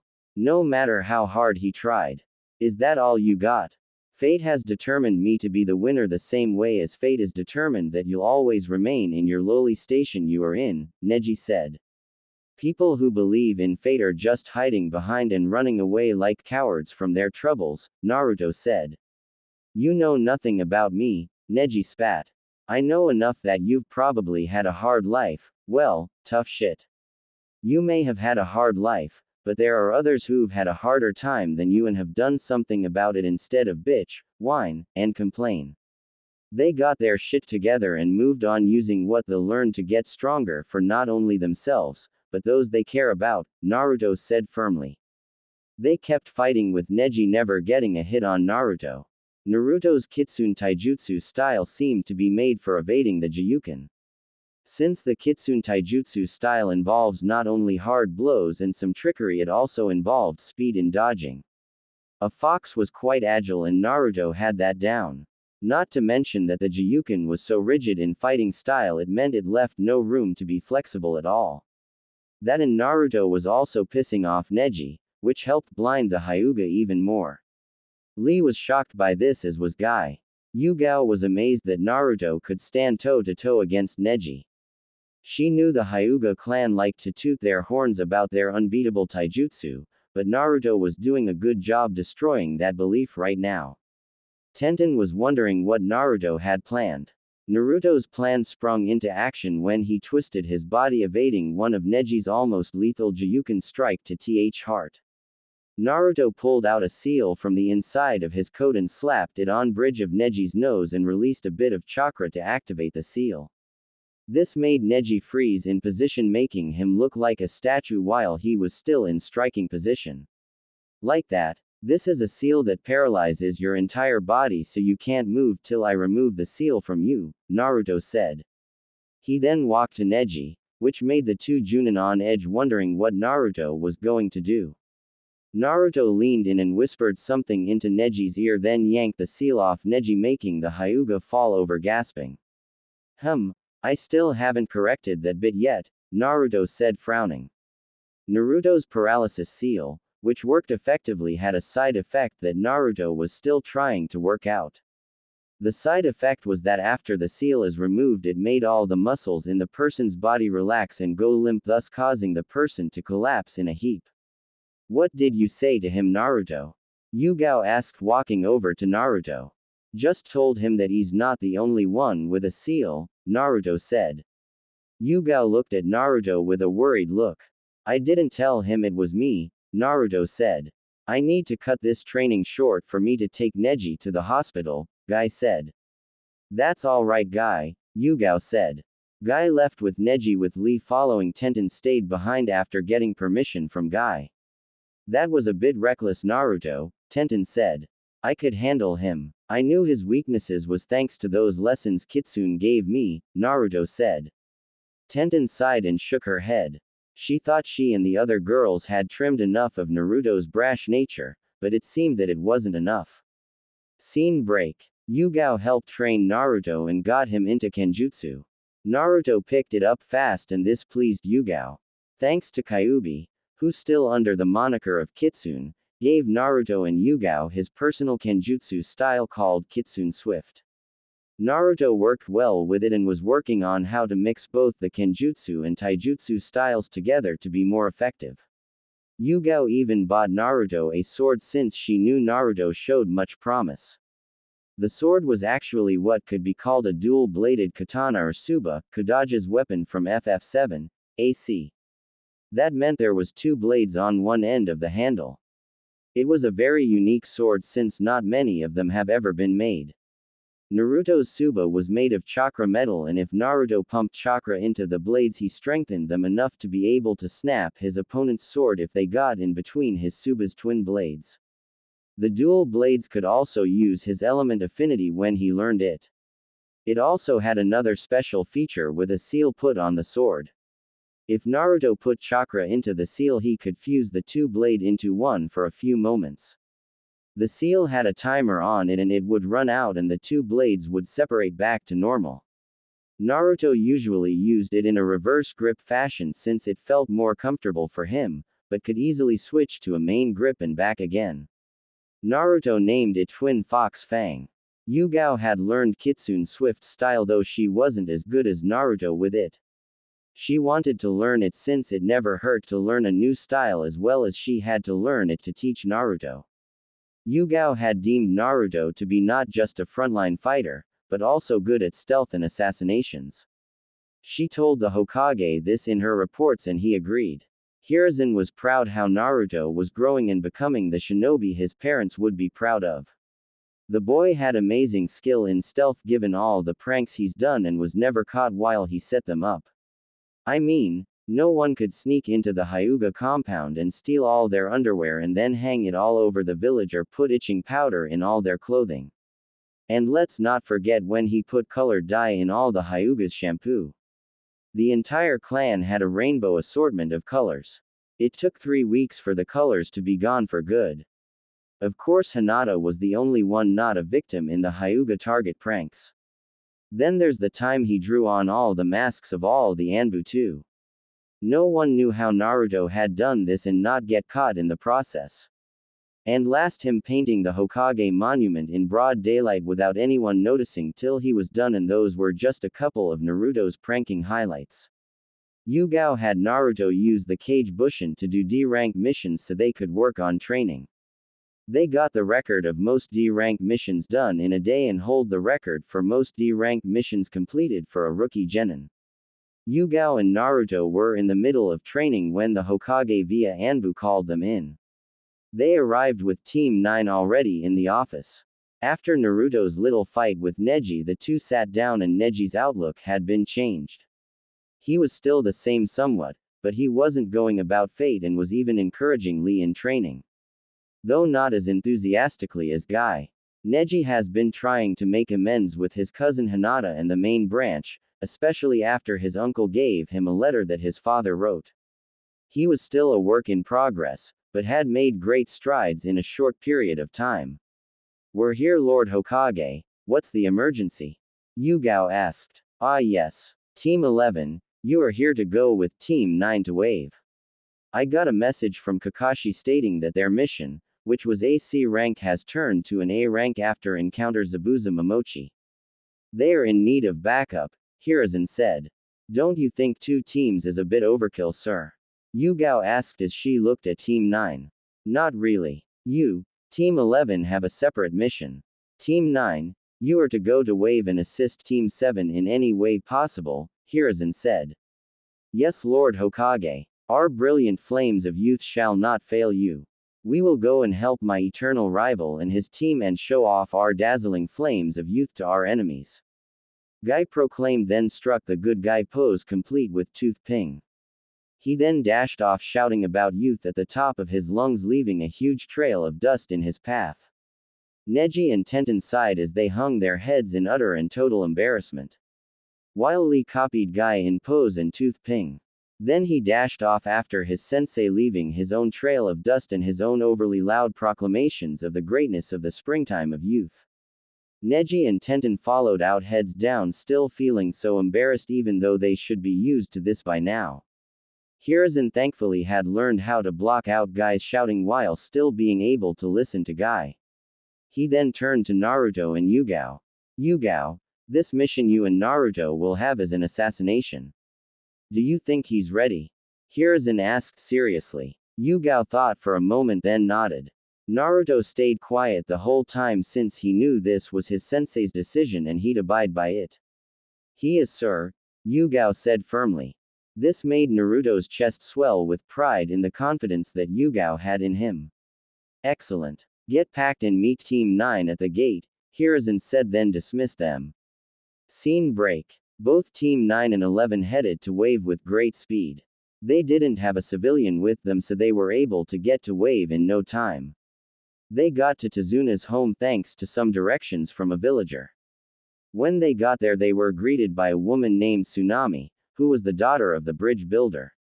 They found Team 7 in the living room. Kakashi on crutches along with Sakura and Sasuke with a new boy that had taken Naruto's place, his name Mocha. He's a civilian and became a genin, but was put on reserve due to being the odd one out of graduates. He joined Kakashi's team after Naruto was taken off. Sasuke and Mocha looked a bit beat up, with Sakura not looking too good either. "Kakashi-sensei, why are they here?" Sakura shouted. Everyone winced at the super loud shrill tone. "I called for backup, Sakura. We're in over our heads with Zabuza," Kakashi said. I'm an Uchiha. I don't need anyone's help," Sasuke said. Sakura got hearts in her eyes as she fawned over Sasuke and how cool he was. Mocha rolled his eyes as he sat back. "Please tell me I wasn't like that," Neji whispered to his teammates. "Not at all, Neji. You didn't have that kind of attitude," Tenten said. Neji sighed in relief. "You were just all emo about fate and crap," Tenten said happily. Neji dropped his head. "Cheer up, Neji. You are no longer like that. You've let your glorious flames of youth explode within you," Lee said. This didn't cheer Neji up at all, he just got more depressed. The 3 Junin decided they needed to talk about the situation. So they sat away from their students. "Okay, Kakashi, what's the situation?" Yugao asked. Kakashi then explained everything that happened after they left Konoha. Being attacked by the demon brothers should have tipped you off that this wasn't a simple C-rank mission and you were in over your head, Kakashi, Yugao said sternly. "I know, but I left the decision of going on or turning back up to my team," Kakashi said. "Yes, and look at what happened," Yugao said with a frown and scolding look at her fellow Junin and her former Anbu captain. "Yosh, that was very unyouthful getting trapped in that jutsu," Guy said. "Yeah, I'm a bit rusty," Kakashi said, rubbing the back of his head. "Well, you have Team 9 to you back up. Naruto and I have another mission," Yugao said. "And what mission is that?" Kakashi asked curiously. "We're to eliminate Gato," Yugao said. "You think Naruto is ready for that?" Kakashi asked. I do, Kakashi. I have trained Naruto long and hard. He's ready for this, Yugao said firmly. Kakashi wanted to say something, but he knew it wasn't his place at all to question a fellow Junin about their training methods or about the ability of their students. While the Junin were talking, the genin were sitting off to the side. Moka looked listless and bored. In the academy he tended to be by himself and never made any friends with the other kids. Sasuke sat there glaring and trying to size up Naruto as well as looking at the sword Naruto now carried on his back. His eyes scanned over Team 9, eyeing each one, wondering if they could be possible opponents. He looked over Tenten since she was a girl. But he saw a possible strong opponent in Neji since he knew as a Hyuga Neji was strong though not as strong as him, and Uchiha of course. As for Lee, Sasuke wasn't sure what to think. Sakura was fawning over Sasuke and glaring at Naruto. She would then eye Tenten like the girl would move in on her man any second. Sakura wasn't about to let that happen and would fight for her man even though she was an utterly pathetic fighter. Neji was sitting patiently waiting for the Junins to finish. He heard all about Sasuke from Naruto, and after seeing glimpse of Sasuke in the village and up close now he agreed with Naruto. Sasuke was a moody little emo with the biggest, rustiest kunai shoved up his butt. Lee was barely containing himself from exploding in a rant about youth. That and he had professed his undying love for Sakura, which made the pink-haired girl hide behind Sasuke. Lee then began his, "I shall win your love," rant before Tenten shut him up with a knuckle sandwich. Tenten was getting her first real look at Naruto's former team. She looked at Sakura with disgust. She hated fangirls. They gave kunoichis like herself, who strived to be the best and show that they could be as good as men in the ninja profession, a bad name. She remembered hearing from Naruto how Sakura never trained a day in her life and couldn't wait to see how weak the girl was so she could beat the snot out of her. Then there was the Uchiha, he was strong. Tenten knew that for sure, but she agreed with Naruto that he had no other redeeming qualities at all. Moka was the wild card since Tenten had no idea about the boy at all. Naruto was sitting back, the relaxed of them all really. He just wanted to get this done with so he could go and take care of his mission with Yugao. Would care to explain why you're glaring at Naruto? Tenten asked Sakura. Naruto idiot is trying to look cooler than Sasuke, Sakura said like she was stating a fact. Which he is so not, she added in a snobbish tone. Tenten paused for a moment then burst out laughing at this. She couldn't believe that was what this pink-haired girl was thinking. Neji rolled his eyes and thought, typical, fangirls. What's so funny? Sakura shrieked. I'm sorry, but Naruto isn't trying to look cool for anyone, Tenten said as she tried to get a control of her laughter. What do you mean? Look at what he's wearing. But it doesn't matter since Sasuke is still cooler, Sakura said firmly. Tenten stopped laughing and glared at Sakura. Yes, Tenten had to agree with Sakura that Sasuke looked cool. But that was all. Sure, he was strong and only member of his clan, but so was Naruto. And besides, Naruto in her opinion was so much cooler than Sasuke no matter what. Sasuke may look cool, Naruto is cool through and through. Not to mention Naruto actually had a personality unlike Sasuke who just had three setting really. Emo, super emo and really super emo. You're a fangirl, aren't you? Neji asked. Huh, Sakura said intelligently. I'll take that as a yes. You and your kind are always the first to die. You're a disgrace to all the hard-working and strong kunoichi that had come before you, Neji said. And as for the clothes Naruto is wearing, I helped pick them out since he and his sensei came to my shop. I wasn't trying to make him all cool, just something that wasn't all orange, Tenten said. The loser needs a girl to pick out his clothes, Sasuke snorted. Yeah, he can't even buy his own clothes, Sakura said backing up her beloved Sasuke. Tenten looked pissed, but Naruto stopped her. They're not worth it, he said. Tenten frowned, but sat back. Soon the Junin broke their meeting and came over. Okay, here's what's going to happen. Team 9 will be helping us watch over the Tazuna while I train my team up, Kakashi said. What about Naruto? Tenten asked. Naruto and I have our own business to take care of. Come Naruto, Yugao said. Naruto got up and said his goodbyes to Team 9 then left. Sasuke glared at Naruto's back. He didn't like that Naruto had his own assignment and he was stuck here. Scene break. Naruto and Yugao made their way away from Tazuna's house and then stopped.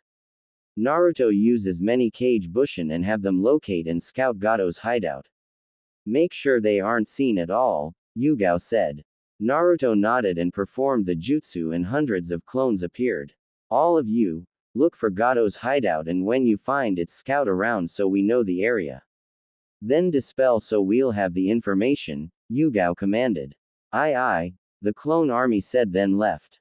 Scene break. Back with Team 7 and 9 they were working out a schedule. Sasuke was pissed that Naruto was out and doing something and he was stuck here. He got up and headed for the door. Sasuke, where are you going? Kakashi asked. I'm going to find out where the loser went, Sasuke said. He's none of our concern. We've got our mission and he has his, Kakashi said. Sasuke growled. He wasn't happy with what little progress he was making while he was sure Naruto was getting stronger each day. He'll have to go to the council when he got to get them to order Kakashi to train him so he could kill his brother. Alright, let's head out to train team, Kakashi said with an eye smile. Scene break. A few days later Naruto and Yugao were at Gado's headquarters. Thanks to Naruto's Kage Bushin they found it and after they got there Yugao had Naruto use his clones to map the entire place inside and out. The clones had hanged into mice and surveyed the place inside and out. He has a lot of guards, but none seem to have any experience dealing with shinobi, Naruto said. He's arrogant enough to think the more guards he has the less likely he'll be attacked, Yugao said. What's the plan, sensei? Naruto asked. How many exploding tags do you have on you? Yugao asked knowing Naruto was skilled in fuinjutsu. Enough to demolish a couple of small towns, Naruto said. Good. I think I found a way to eliminate the guards and cause enough of a distraction to get us inside, Yugao said. Using shadow clones they tagged many of the guards and then set the tags off causing the guards to explode. It was chaos and that was what Naruto and Yugao needed. They slipped in then several men stopped Yugao. She took them on. Naruto, go take out the target, she ordered as she fought off her opponents with some ease. Naruto nodded and made it to Gado's office. He got stopped by several low-level mercenaries, but Naruto pulled out Twin Fox Fang and fought them and killing them. His mind was so set on the task that he didn't even notice he killed them. He had one goal, to get to Gado. Gado was running to his panic room, which he had built far away from his office since it didn't match his decor that he had in his office. Naruto caught him and pumping chakra into the seal on Twin Fox Fang the dual blades combined as one. Naruto swung it and he beheaded the tiny tyrant without much fuss. Naruto saw the blood pool from the now headless body and the fresh stench of death and he vomited right then and there. The seal released and the fused blade became two once again. Yugao found Naruto sitting by the body white as a sheet then she saw the vomit by the body. She felt bad that Naruto had to do it, but knew he needed to do it. She had seen Naruto's handiwork as she raced by. The first kill was the hardest and Yugao wanted Naruto to get it over with quickly. It would have been much worse if she held off any longer. She knelt down and placed a hand on his shoulder. She felt him flinch. It's alright Naruto. You did what you had to do and I don't think any less about you and I don't think Tenten will either, she said gently. Naruto nodded as he wiped his tears away. After that they got up and ransacked Gado's office for anything. They found several interesting things. Scene break. Naruto and Yugao came back to Tazuna's house and Yugao presented Tazuna with all the account numbers of Gado. Tazuna cried upon receiving this. Sasuke was absolutely angry with this since Naruto had done a mission that would be considered a B or a rank. How come I'm stuck here while that loser gets stronger? I'm an Uchiha and I demand to be trained. I have to get stronger so I can kill my brother. Sasuke shouted. Team 11 and 9 looked at Sasuke with disgust. Lee and Guy muttered about how unyouthful Sasuke was being. Look, Uchiha, you'll get the training that your sensei deems fit to teach you, Yugao said sternly. I'm an Uchiha, this stuff is below me, Sasuke said arrogantly. It's arrogant shinobi like you that are likely to be killed first in battle, Neji said. No one can't beat me, I'm an Uchiha, Sasuke proclaimed. Come Naruto, let's go out and train some more, Yugao said, not wanting to hear any more Uchiha boasting. Naruto nodded, got up. Sensei, may I join Naruto? Tenten asked. Of course Tenten, Guy said. He knew Yugao could help Tenten more than he could since he didn't specialize in weapons at all and Yugao did. But he didn't know of Tenten's training that she had in Naruto's mindscape. Scene break. The confrontation on the bridge would be one no one would forget. Teams 7, 9 and 11 were all there and Zabuza was shocked to see the reception. Haku behind her hunter nin mask recognized Naruto. She leapt over and pulled him into a tight hug. Naruto, it's so great to meet you, she said through her hunter nin mask. Haku, Naruto asked as he recognized her voice. Haku nodded and pulled off her mask revealing her face. She had a smile on her face as hugged Naruto again, this time with Naruto hugging right back. This was definitely a better greeting than the one Tenten gave him when they first met in person. He wasn't squeezed painfully, it was a nice gentle and firm hug. What's going on? Kakashi asked confused. Sorry Kakashi, but that's something only the Hokage and I are privy to, Yugao said, knowing Naruto had just met another one of his companions it seems. Tenten smiled as she saw Haku for the first time in person. She had to fight the urge to join in on the hug. Since she couldn't reveal how she knew Haku, not yet at least. Haku, what's this? Zabuza asked looking at his weapon. I'm sorry Zabuza, but I can't hurt Naruto, Haku said. Zabuza saw this and then sighed. He had wanted to make Haku into his weapon, but could never push Haku into doing what he wanted her to do. And over time he grew to care for Haku like a daughter instead of a tool. I release you Haku, go with him, he said with a sigh. Zabuza, Haku asked shocked. Go live your life Haku. I'll be fine, Zabuza said. Haku just nodded as she wiped a tear away. That night after the work on the bridge Naruto, Tenten and Haku met. It's great to meet you in the flesh, Tenten said. Yeah, me too, Haku said with a smile. They chatted for a while catching up on what's been going on in their lives since they last saw each other. So that's two, I wonder how I'll meet the other three. Naruto asked. Tenten and Haku thought the same thing. The bridge was getting finished and Yugao decided it was time to leave. Team 11's mission was over with. Haku joined Naruto and Yugao back with Yugao sending a note back to the Hokage. So Naruto said goodbye to Tenten and then headed back to Konoha with Yugao and Haku. It was decided that Team 9 would remain in wave with Team 7 since they might still need backup if any of Gato's forces were left and might try something. Yugao and Naruto highly doubted this since they took care most of them, but as a shinobi you could never be too careful. Naruto, Yugao and Haku stood in front of the Hokage. Team 11, it's great to see you back and who is this? Hiruzen asked. Yugao gave her report and told who Haku was. Haku was surprised that they knew about her and the other girls. She turned to Naruto and smiled at her. This put her at ease since if Naruto wasn't worried then that meant he trusted them. So she'd trust them. I see, and Haku was never an actual shinobi, right? Hiruzen asked as she stroked his beard as he smoked his pipe. No sir, Haku said. This is perfect. Yugao, would you mind if I put Haku on your team? Hiruzen asked. No sir, Yugao said shaking her head. Excellent, Hiruzen said then began the paperwork. He tossed Haku a headband and she placed it on her forehead. Congratulations, you're now a shinobi of Konoha. May the will of fire burn forever within you, he said. Thank you Lord Hokage, Haku said bowing. After that Haku was set up in an apartment next to Naruto's.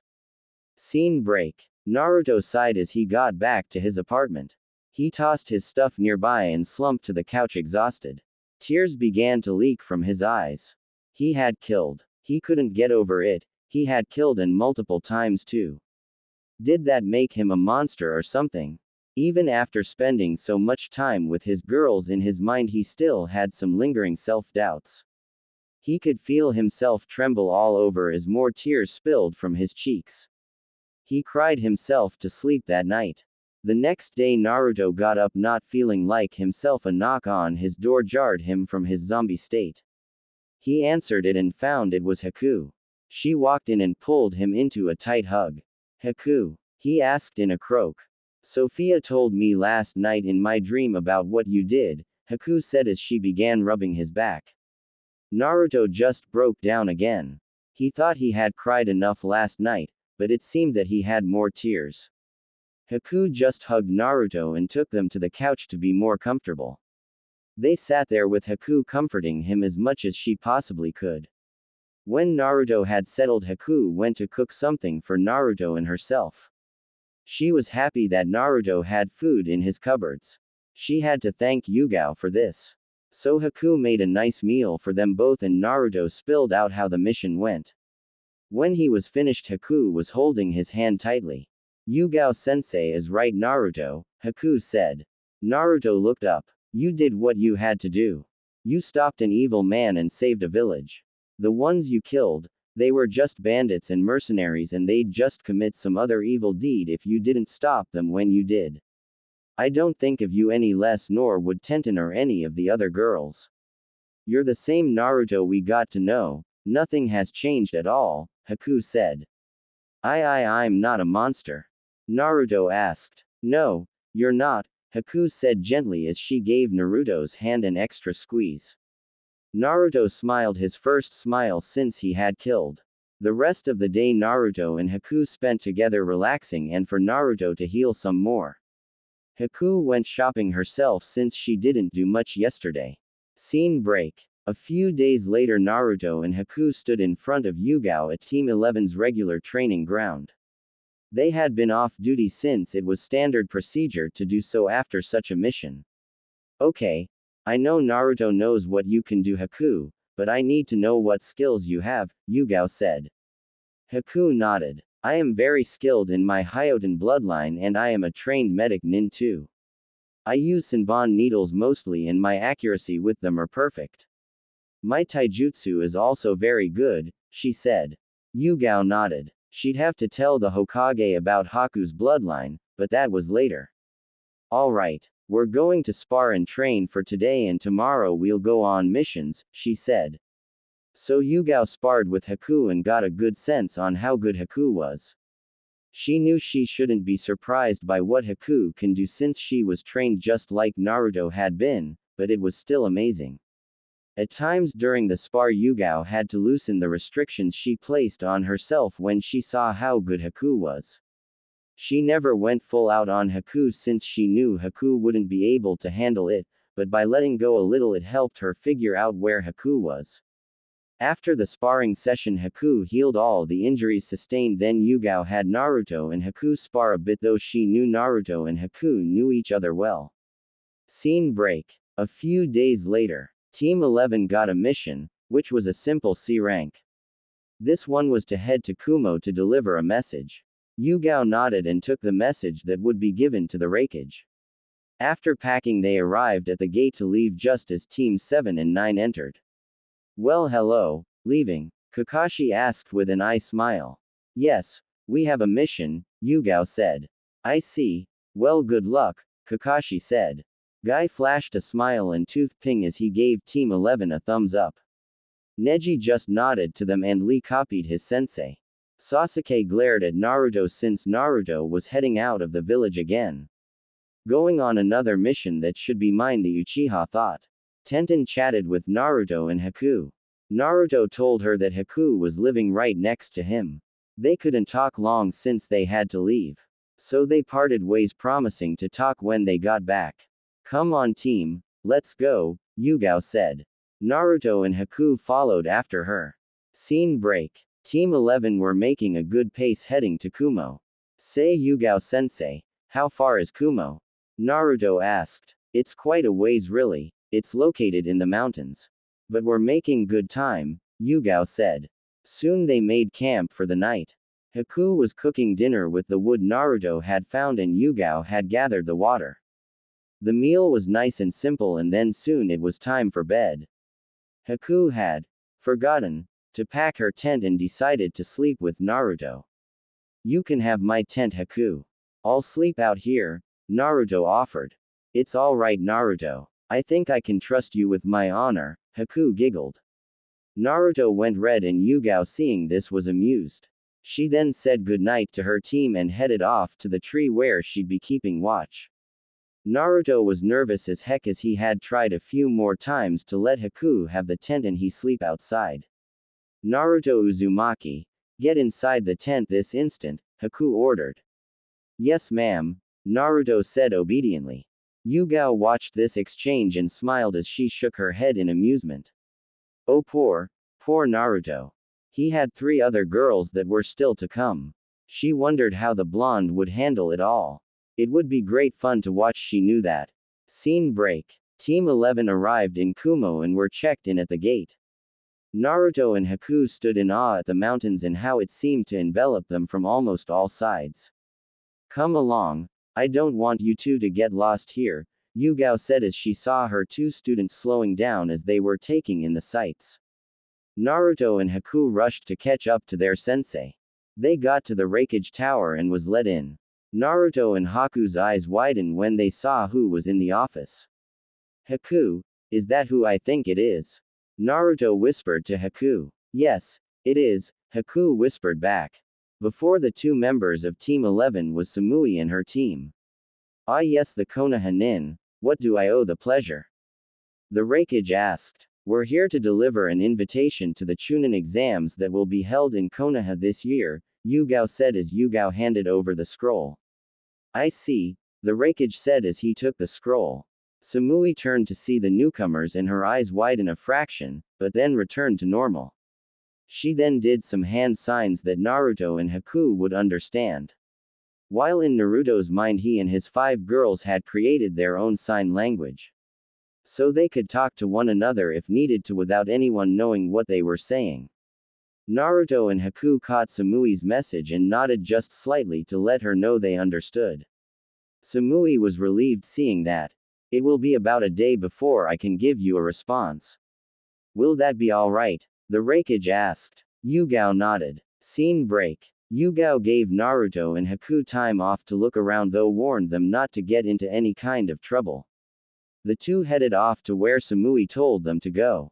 Samui had told them a lot about her life in Kumo and what places she liked. So this led the 2 to a training ground. It wasn't long for Samui to appear. She had a smile on her face, which was rare for those who really knew her. Hey Samui, Naruto greeted. Hello Naruto, Haku, Samui said then hugged Naruto and then Haku. Hello Samui, Haku said. Soon the 3 chatted catching up when they last saw each other, which was in Naruto's mind. So Samui, think you'll be in the Chunin exams? Naruto asked. Most likely Naruto. B-sensei thinks we're ready, Samui said. Great. I can't wait for you to come to Konoha, Naruto said. Samui just nodded. So Naruto, you said you've learned Kenjutsu. Let's see how good you are, Samui said as she pulled out her tanto. Naruto looked at Haku, who jumped back to play referee. He then pulled out Twin Fox Fang. Samui eyed it with great curiosity since she had never seen a sword like the one Naruto was using. Most Kumo nin who took up the sword usually used broadswords, zanbatos, tantos or single-bladed katanas. Not a double like Naruto's. And the way he held it was different too. This was going to be an interesting match and that got her blood pumping. The 2 faced off both in their own fighting position. They stared each other down, waiting for the right moment. Alright, begin, Haku said. With speed Samui and Naruto raced towards one another, their blades of steel shining in the sun. The sound of clashing steel echoed through the training ground. Samui and Naruto moved in almost Chunin-like speed as they clashed. Every slash Samui made was parried by Naruto and vice versa. Both weren't giving either an inch, though remained cognizant that this was just a spar and weren't out to really hurt the other. It didn't stop them from pushing each other to even higher heights though. Haku watched wide-eyed since she had never seen anything like it. This spar also drew attention. Yugao was watching as well as Samui's team. Yo, it's blonde against blonde, they are so getting it on. A tall dark-skinned shinobi with 8 swords on his back badly wrapped. A ponytailed blonde sighed as she rubbed forehead and groaned. A red-haired, dark-skinned girl was shocked seeing the fight. No way. He's actually fighting Samui on even ground, she said. A white-haired dark-skinned boy with a sucker in his mouth watched on. But if he beats Samui, then that could cause a big rift and the Raikage would demand retribution for the boy beating Samui, and the Hokage will deny it, and then it will cause a war between Kumo and Konoha and we'll be fighting in a great war and… Shut up, Omoi, the red-haired girl shouted as she slammed her fist into Omoi's face.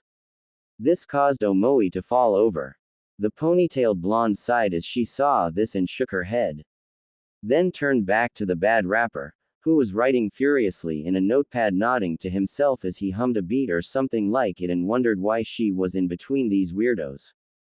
Yugao watched, eyeing the girl's technique. She liked what she was seeing. Naruto had come far with his training to be able to fight on the same level as Samui. Though Yugao didn't know Samui's name, she did know that Samui was quite skilled with the tanto she wields. She also didn't know that Samui was one of Naruto's girls, and she had the same kind of training in Naruto's mind. Back on the field, Naruto and Samui finally pulled back. They were both breathing heavily. You are quite good, Samui said. And you've gotten better, Naruto said. They both smiled at each other as they moved in and clashed blades again. This went on with the sounds of clanging steel echoing. Tenten would have been in heaven hearing this. Finally they jumped back to give each other some distance. We're evenly matched, it seems, Samui said. It appears that way. Shall we end it? Naruto asked. Yes, that sounds good, Samui said. They sheathed their swords and then moved in for a taijutsu match. What in the world is Samui doing? She was doing great with her tanto, the redhead asked. Not sure, the ponytailed girl said with a shrug. Back to the match, Samui threw a punch with Naruto slapping it away and then tried to kick Samui. Samui jumped away, but Naruto followed her and kept up his assault. Samui felt overwhelmed, but she kept her composure and blocked all attacks as she waited for an opening. She found one and slammed an elbow into Naruto's chest. Naruto threw an uppercut into Samui's gut at the same time. They jumped away from each other, panting hard. Call it a draw, Naruto suggested. It won't be cool, but yes. A draw, Samui said. She knew she was getting tired and wouldn't be able to last too much longer and knew Naruto still had fuel to burn. Haku called the match, and that's when Samui and Naruto noticed the audience they had. Naruto looked embarrassed as he rubbed the back of his head. Hey, he said. Very eloquent, Naruto, Haku said with a roll of her eyes as she was checking over Samui and Naruto for injuries. Yugao walked over to Naruto. That was well done, Naruto, she said. Thank you, sensei, Naruto said, bowing. Yo-yo. That was titan with so much dynamite, the Kumo nin with the 8 swords wrapped. Naruto asked. Samui sighed as she massaged her temples. Naruto, Haku, this is my sensei B, she said. You call me Killer Bee because I float like a butterfly and sting like a killer bee. Yeah, Kurabi rapped. These are my 2 teammates Karui and Omoi, Samui said, ignoring her sensei. How the hell did you fight Samui on such even ground? Karui asked, demanded. I trained hard, Naruto said. Yes, but how do you know Samui? That's the question. The ponytailed blonde-haired girl asked. Who are you? Naruto asked. This is Yugito ni, Samui introduced. Oh, so hi everyone. My name is Naruto Uzumaki, Naruto said with a grin and a wave. I am Haku, Haku said, bowing. And I am their Junin sensei Yugao said. After that the small crowd had dispersed, but Karui still wanted to know how Naruto was able to fight against Samui and hold his own.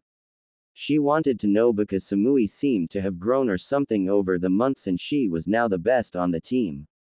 Not saying she wasn't, but she was a hell of a lot better than before. She knew more and was wiser too.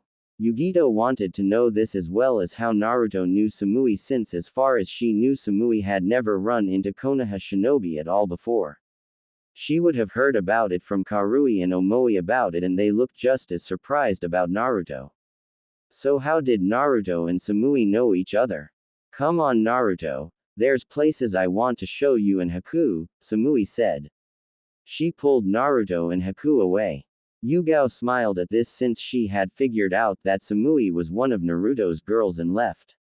Karui was shocked and decided to follow them. In her mind Naruto and Haku had somehow brainwashed Samui. It was the only reason she could think of. So she followed the three. She grabbed and dragged Omoi with her since she needed a witness. Omoi waved his arms in protest as he kept asking Karui what was going on, but got no answer. Yugito followed after them since she knew she'd have to keep them out of trouble. This left B standing there oblivious to everything as he kept writing in his notebook. Scene break. Samui was happy to see Naruto and Haku. She had gotten a letter from Sophia when she woke up to explain things. She was pleased she could still fit into her old clothes since buying new ones were a pain. She dodged questions about her excelled performance from her team and soon everything went back to normal, though she knew the questions would come back now with Naruto and Haku showing up.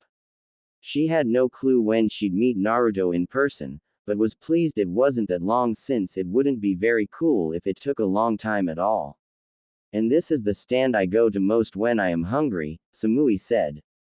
Do they serve ramen? Naruto asked. Haku smacked Naruto in the back of the head. Ow. Haku, why'd you do that? Naruto whined as he rubbed his sore head. I thought we snipped away that ramen addict out of you in your mind. I guess you need a refresher, Haku said. Samui smiled at this and then led them inside to a table. Karui and Omoi were right behind them. So tell me again why we're doing this? Omoi asked. Karui sighed in exasperation. We're doing this because something is wrong with Samui. She isn't acting like she usually is. We need to find out what's going on and see if they've brainwashed her at all, she said. Now that's just dumb, Omoi said. Karui looked at Omoi. What did you just say? She asked. It's dumb. We know Samui, we've known her since the academy. We've been on the same team since graduation. Been on missions with her. If there had been changes in Samui then we'd have noticed it a long time ago that she had brainwashed in some way, Omoi said. Karui was shocked that Omoi was making sense and not going on with his, what if, ramblings. Yugito, who was shadowing the two, heard Omoi and had to agree, but that still didn't mean that she won't find out how Samui knows this Naruto and Haku. So the three moved into the stand and found seats close by to the trio so they could listen in. Scene break. So what have you all been up to since we saw each other last? Samui asked. Well, I'm off my team. As you can see, I now have a new sensei, Yugao Azuki, Naruto said. Samui nodded. Well, I met Tenten. She works in a weapons shop that I went to with my sensei. She picked out the clothes I am wearing now, Naruto said. Samui nodded and liked what Naruto was wearing. A hell of a lot better than all the orange he wore before. How'd you meet Haku? Samui asked. Scene break. The three eavesdroppers furrowed their brows since they were confused with Samui's questions. They had met before, but how? Karui and Omoi would have definitely remember meeting Naruto and Haku. Yugito was now quite suspicious with this all. And now this girl named Tenten, just what was going on here?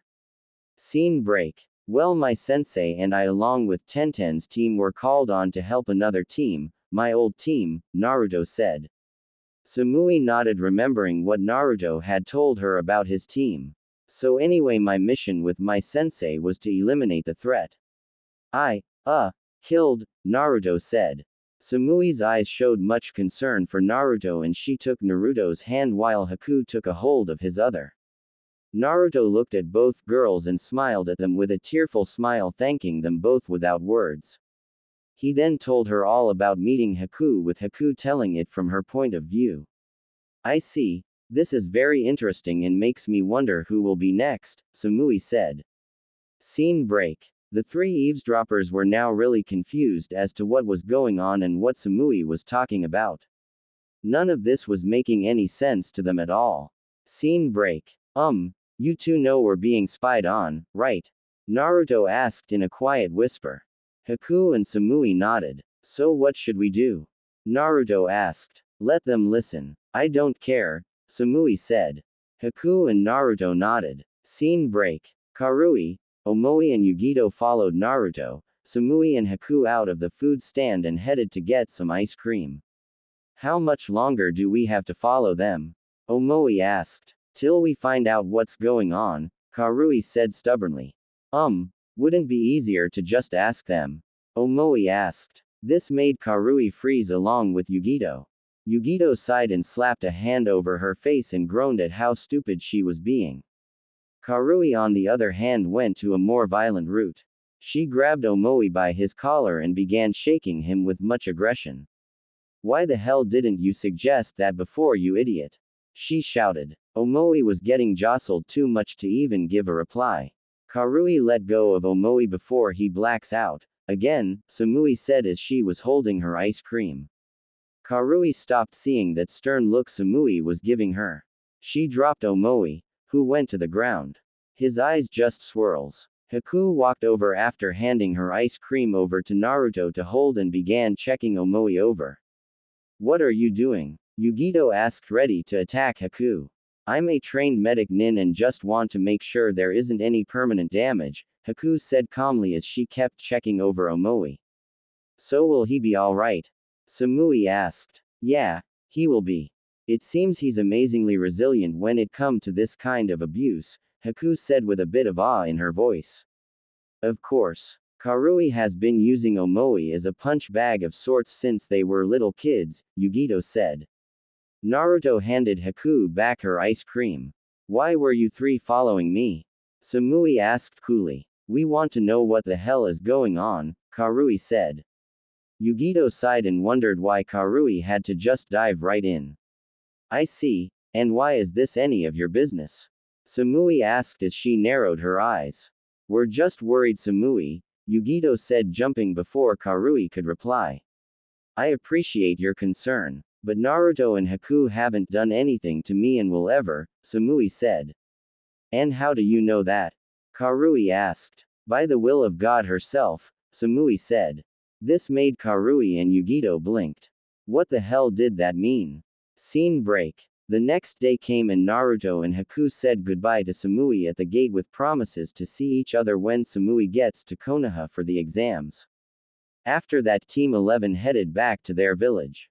Once back, Yugao gave the report and the addition of Naruto finding another of his girls when in Kumo.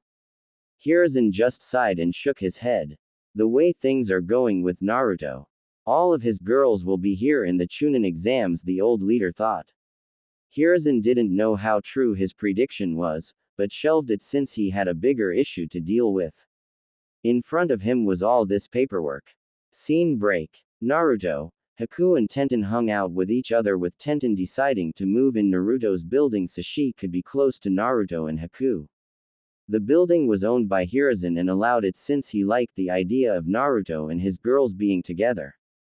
So Tenten's apartment was on one side of Naruto's and Haku's the other.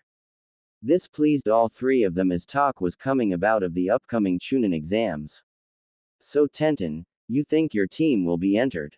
Haku asked. Yeah, I'm pretty sure we will. Guy-sensei held us back last time since he didn't think we were ready then, Tenten said. The three were in Naruto's apartment just relaxing since all three had a day off, which was rare since both of their teams had very different schedules.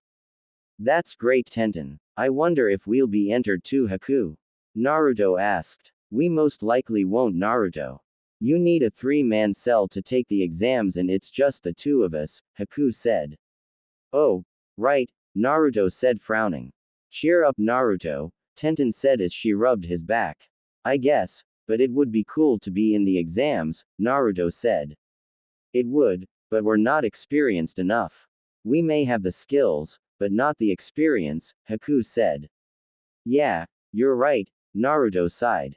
Scene break. Naruto, Haku and Tenten were in the Hokage's office wondering why they were summoned. Good for you to come and so promptly, Hiruzen said. What is it, old man? Naruto asked. Haku and Tenten just sighed and shook their heads. Hiruzen chuckled. Right to the point, Naruto. Well, the reason I called you here is to put Haku and Tenten into your clan, he said. What do you mean? Naruto asked with squinty eyes. Yugao had told me about your bloodline, Haku, Hiruzen said as he looked at Haku. Yes sir, Haku said. Word will reach the council of this and they will want to put you into a breeding program to get more Hyoten users, Hiruzen said. No way. They'll not touch Haku, Naruto said viciously. Haku shocked to hear this, but smiled as she heard how defensive Naruto got for her. Hiruzen smiled at this. Yes, while I want to strengthen the village with bloodlines. They aren't the all-powerful they are made out to be. Plus, I'd hate to lose one of my most promising ninja to such a program, Hiruzen said, so to counter it I am going to have Naruto revive the Uzumaki clan here. What do you mean, sir? Tenten asked. It's quite simple really. Haku, Tenten, would you like to change your names to Uzumaki? Hiruzen asked. But we're not ready to marry Naruto yet, Haku said with red cheeks. Tenten was also blushing. Hiruzen chuckled. No, that's not what I am asking. Though I think down the road you two and Naruto's 3 other girls will reach that point. No, by having your last names as Uzumaki you all can be established as a clan. According to the Konoha Charter, a clan has to be made up of 2 or more members. They can be blood-related or adopted into the clan, he said. Now since Naruto will be the head of the Uzumaki clan he can adopt you into the clan, but only he can do this. Naruto looked at Haku and Tenten. Well, what do you think? He asked. How will this protect me from the council? Haku asked. Good question. The council cannot force a member of a clan into the breeding program. There are bylaws preventing it unless the clan is on the verge of dying out. But I can't see that with you. Only the Hokage and the clan heads can decide that. The council has no control over that at all, Hiruzen said. The 3 looked at each other and discussed things. They then turned to Hiruzen after they finished their talk. We'll do it, Naruto said. Good. Now to the paperwork, Hiruzen said with glee. After what felt like an eternity of paperwork, which made Naruto's hand ache, Tenten and Haku were now members of the Uzumaki clan. Hiruzen ratified it too by placing the Hokage seal on it as soon as it was all filled out and signed. Congratulations, now there's no clan compound you can use at the moment, but I'll be looking into it, Hiruzen said. That's okay, we're fine where we live right now, Naruto said. Haku and Tenten nodded. The 2 girls had their ninja ids changed to now have their new last names and their clan status. Same with Naruto, with him now being in a clan and clan head. Naruto, as clan head of the Uzumaki clan, it will give you a seat on the council, but we'll discuss that later, Hiruzen said. Naruto nodded. Scene break. As Hiruzen predicted, the council found out about Haku's bloodline and demanded her to be put into the breeding program, but Hiruzen stopped them by showing off the paperwork that a clan is protecting and who the clan was. There was loud screams and arguing, but they couldn't do a thing since Hiruzen as the Hokage had final word. He also threatened the council if they tried to act on taking Haku for breeding there'd be severe punishment. The clan heads stood firm with the Hokage, knowing if they allowed this then their clans could be next, and they didn't want that since they wanted to control their rights to breed whoever they saw fit and have the council decide for them. Scene break. As the exams slowly crept closer, Naruto and Haku got a surprise when they arrived at their training grounds. Yugao was there with someone else. Team, this is Koji. He's your new teammate, Yugao said. Naruto and Haku greeted Koji. Today I'm going to let you three get to know one another, then tomorrow we'll get back to training, Yugao said. Does that mean you're going to enter us in the Chunin exams? Naruto asked. Maybe, Yugao said mysteriously. Naruto pouted at the answer. So Koji, what kind of skills do you have?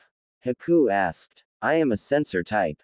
I prefer genjutsu over ninjutsu and my taijutsu is on par with the average genin, Koji said. Naruto and Haku shared their skills and the three began to spar with one another to get used to working together. Yugao sat back offering advice when her team needed it. She felt confident that her team would be ready for the exams even if the third member is quite new. She saw how Naruto and Haku were quickly integrating Koji quite quickly. Yes, they would most likely be ready and she'd make sure of it. She had picked Koji since after looking through all the genin that didn't have a team he seemed to fit the best, and after talking to him he had no animosity towards Naruto. And wasn't one to be too nosy. Yugao had told him that his two other teammates had extensive training beforehand and he took it as face value, not questioning it. So Yugao had her team train every day after missions, making sure they had a good solid base of teamwork, which she pushed greatly on them. She wanted them to be very familiar with one another and be able to work together as a cohesive unit. Even though they hadn't been a team for very long. Scene break. Weeks later, Yugao was called for a meeting. She left her team to keep working since she knew they'd obey her. She got to the Hokage office. So you're all her. Wait, where's Kakashi? Hiruzen asked. There was sighs and then the door opened and Kakashi came in. Yo. Sorry I am late, but on the way here I thought I spotted a suspicious character carrying a package that was ticking. I followed him till I found out he was just a delivery man and he was carrying a package full of clocks, Kakashi said. Everyone's sweat dropped hearing this lame excuse. Anyway, you all know why you're here. The Chunin exams are upon us once again. Now it is time for those Junin instructor who wish to nominate their teams to step forward, Hiruzen said. Yosh, I might nominate my team, Team 9 for the Chunin exams.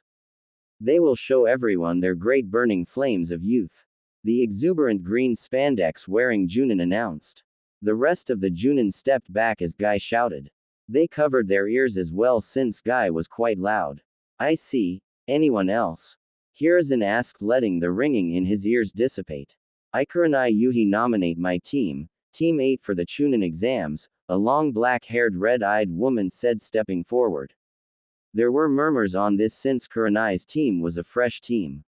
I assume a Sarutobi nominate my team, Team 10 for the Chunin exams, a beard-wearing Junin said. More murmurs since another fresh team had been nominated. I Kakashi Hatake nominate my team, Team 7 for the Chunin exams, the one-eyed porn-reading Junin said. Again more murmurs. Yugao sighed then nominated her team. This shocked many since Yugao's team was the most green since they just gotten a third teammate recently. Are you sure about your choice, Yugao? Hiruzen asked. I am Lord Hokage. I have great faith in my team. I know they'll do well in the exams, Yugao said with utter confidence. Okay. Anyone else? Hiruzen asked. Scene break. Naruto, Haku and Koji were resting under a tree resting. They were chatting, trying to create new strategies that they could use together. This is where Yugao found them. She smiled and walked over. Here are your forms for the Chunin exams. Fill them out and then report to room 301 at the academy, she said. Are you sure we're ready, sensei? Haku asked. I am Haku. I wouldn't have nominated you if I didn't have faith in you all. Even you, Koji. I've seen how you all work together and know you'll do well, Yugao said. This gave the three genin a great boost in confidence since their sensei said she believed in them. This also made them all look at each other and they made a single promise to one another. They'd work hard and wouldn't let the other down, or Yugao either.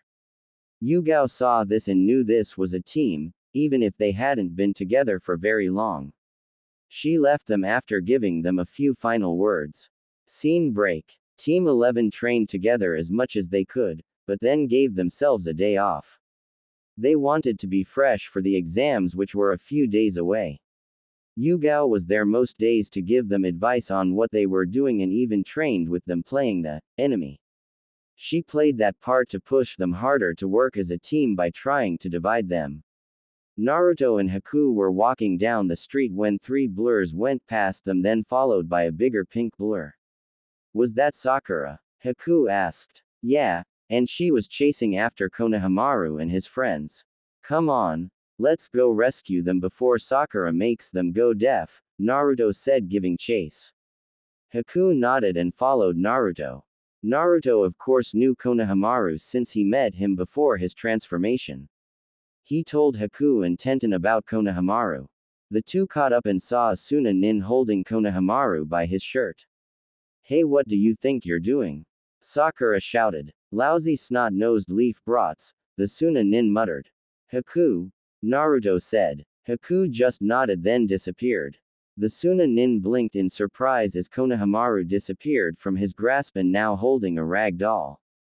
What the? He said. You know, you'd get in a lot of trouble trying to hurt the Hokage's grandson, Naruto said. This had everyone turn to Naruto where Haku had returned with Konohamaru. Konohamaru's 2 friends raced to him making sure he was alright. Sakura was just as shocked seeing this all since she didn't know Naruto and Haku had followed her. Naruto. Naruto turned and blinked. He saw Tamari there and he smiled. Hey there Tamari, nice to see you, he said. Tamari smiled right back. Nice to see you too Naruto. Haku, she said. Hey sis, how do you know these two? The Suna Nin asked. That's none of your business Kankuro, Tamari said, then she lifted her fan and bashed it over Kankuro's head. Hey, what was that for? Kankuro asked. For almost causing an international incident, you idiot, Tamari growled. She then placed her fan back in place behind her back and walked over to Naruto and Haku. Once there she hugged Naruto then Haku. The two returned the hugs. Say Tamari, can you tell your brother to get out of the tree? Naruto asked. Soon a swirl of sand appeared and a boy with short red hair and black rings under his eyes came out of the sand. Who are you? He asked in a monotone voice. My name is Naruto Uzumaki, raccoon boy, Naruto said. Naruto could sense the Biju in the redhead. Just another ability that Kitsune and Sophia gave him. He had sensed the Nibi in Yugito when he was in Kumo, but said nothing about it at the time. This made Kankuro gasp and Tamari wince slightly on instinct. She had told Naruto and the other girls about her brother's condition while in Naruto's mind. The redhead looked at Naruto with those emotionless eyes. Tamari, Kankuro were needed by sensei, the redhead said. What's your name? Naruto called out. My name is Gaara. Mother wants your blood, Gaara said. You can tell Ms. Raccoon that if she wants my blood then she's be out of luck, Naruto said. Gaara's face remained emotionless, but sand came out and attacked Naruto. Haku moved to protect Naruto, but Naruto stopped her. He glared right at Gaara, releasing some of Kyuubi's ki at Gaara. With Naruto's training he had learned to harness some of Kyuubi's power. He didn't have total control since the Kyuubi didn't have it all and told Naruto such. The Kyuubi only had half of his full power. Gaara gasped and the sand stopped. Gaara stumbled back holding his head. Tell number 1 to behave himself while she's in my village or else, Naruto growled out. Gaara looked up still grasping his head. He nodded shakily and then left with a swirl of sand. This left Kankuro and Tamari. Kankuro go, tell Baki sensei that I'll be there in a moment, Tamari said. Kankuro looked ready to argue, but Tamari moved her hand to her fan to stop anything Kankuro was going to say. He nodded and left sulking. I didn't think to expect the both of you. I knew of Tenten and Naruto being in Konoha, but not you Haku, Tamari said. Yeah, that's a story. We should all get together and talk, Naruto said. Tamari nodded and they all made an arrangement to meet and then Tamari left. Konohamaru and his 2 friends dashed off as soon as everything was clear. Up in the tree Sasuke sat. His eyes narrowed. He was very interested in this Gaara. He had ignored everything else going on as he focused on Gaara. He is strong, I will fight him and beat him. Then I'll be one step closer in killing my brother, the Uchiha thought. Sakura stood there completely confused as to what had just happened. Scene break. Later, on top of the Hokage monument Haku, Naruto and Tenten waited for Temari. She arrived and there were more hugs all around. They then sat down and chatted and caught everyone up with what they've been doing. Unbelievable, really. Who'd have guessed you'd meet Haku on your first mission out of the village? Temari asked aloud. Only Sophia, Naruto said as he looked up at the heavens. Yeah, so you met Samui in Kumo and now Temari. All that is missing is Kuretsuchi. You suppose we'll meet her in the exams? Tenten asked. Don't know, maybe, Haku said with a shrug. Well, Samui said she and her team will most likely come, Naruto said. This is going to be a very interesting Chunin exams, Haku said. Yeah, interesting, Temari said with hesitancy. Naruto, Tenten and Haku noticed this. Is something up, Temari? Tenten asked. Temari debated with herself if she tell the other about the planned invasion or not. In the end, she couldn't lie to her friends. So she told them. Naruto, Tenten, and Haku were shocked to hear Suna was planning to invade Konoha during the finals and that this new village called Sound was helping. We got to do something, Naruto said. But what, Naruto? What can we do? Temari asked. I am not sure. I am not even sure if I should tell the old man. I know I should, but I am not sure who I can trust since there are spies everywhere in this village, it seems, Naruto said with a frown. The three girls nodded. But I guess it's my duty as a Konoha shinobi to report this. Want to come with me, Temari? I am sure the old man would like to hear this coming from you, Naruto asked. I am not sure. I should be getting back to my team so they won't get suspicious, Temari said. I guess. Hey, you want me to fix your brother's seal while I am at it? He'll no longer be crazy anymore, Naruto offered. Temari responded by hugging Naruto. I think that means yes, Tenten said with a grin. Haku just smiled as she nodded. Scene break. After reporting to Hiruzen about the invasion, Naruto and his girls left. Hiruzen sat back thinking hard. He knew this was quite serious. He'd have to keep this a secret since he had a big suspicion that there were spies in his own village.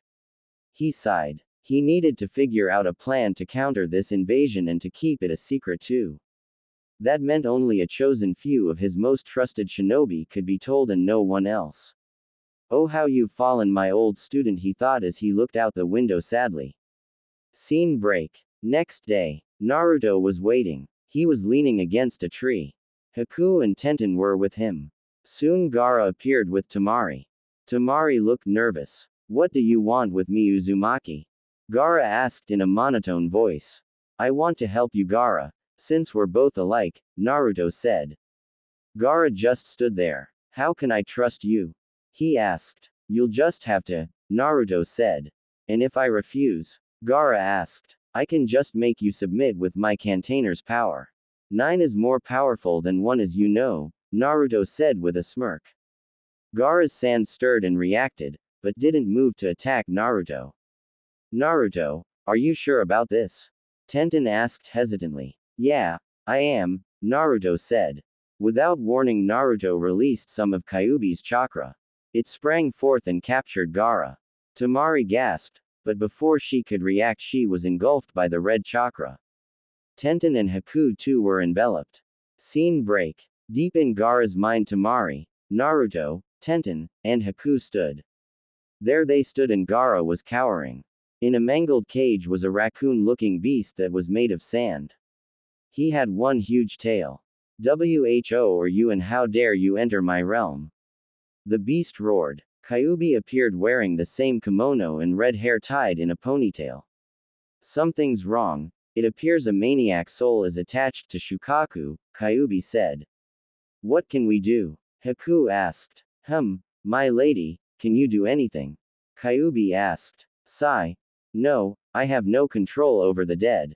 I can let Damon know about it though, Sophia said. Damon? Temari asked. Yes, Damon is the Shinigami, Sophia said. Look kids, I'll bind Shukaku. He won't be able to move. I need you three to do something, anything, Kyuubi said. Like what? Tenten asked. Just do something, Kyuubi said. He then unleashed his tails and wrapped Shukaku up. Damn you Kurama. When I get out of this I'll tear you limb from limb. Shukaku shouted. Put a sock in it Shukaku. You were always full of hot air, Kyuubi said. Naruto, Tenten, Haku and Tamari moved forward. Haku, stay out here and keep an eye on things and warn us if anything happens. We'll be back, Naruto said. Haku stopped. She wasn't happy with the plan, but followed. Naruto, Tenten and Tamari moved forward and found the seals that bound the mad soul to Shukaku. Okay, now what? Tenten asked. Well, maybe this will work, Naruto said. Before either girl could ask what, Naruto ripped the seal off. Shukaku roared like someone had torn a huge band-aid off. He then began to calm. Naruto held the soul, not sure what to do till he felt a light airy touch. Let me have that Naruto, I shall give it to Damon, Sophia said. Naruto handed the seal over to Sophia and it disappeared. Kyuubi removed his tails around a now relaxed Shukaku. What the hell happened? Kurama, what are you doing here? Shukaku asked with confusion. Kyuubi took Shukaku, who had changed from his beast form to a man like Kyuubi, but with short sandy blonde, brown hair, and his kimono was decorated with dancing raccoons. We've got a lot to talk about, my friend, he said. Tamari rushed over to Gaara, who was still huddled in a ball. Gaara, she said as she held on to her brother. Tamari. Gaara asked, looking up. Oh Gaara, Tamari said, crying as she hugged her brother with tears in her eyes. Naruto, Tenten and Haku stood to the side watching. Naruto, don't ever do something like that again, Tenten berating the blonde. Sorry, I wasn't really thinking, Naruto said as he scratched the back of his head. I think we'll chalk this up to Naruto having a blonde moment, Haku said with a bit of a smirk. Naruto pouted at this. The three watched as Tamari and Gaara connected. Looks like our work is done, Naruto said, smiling as he saw a family reunite.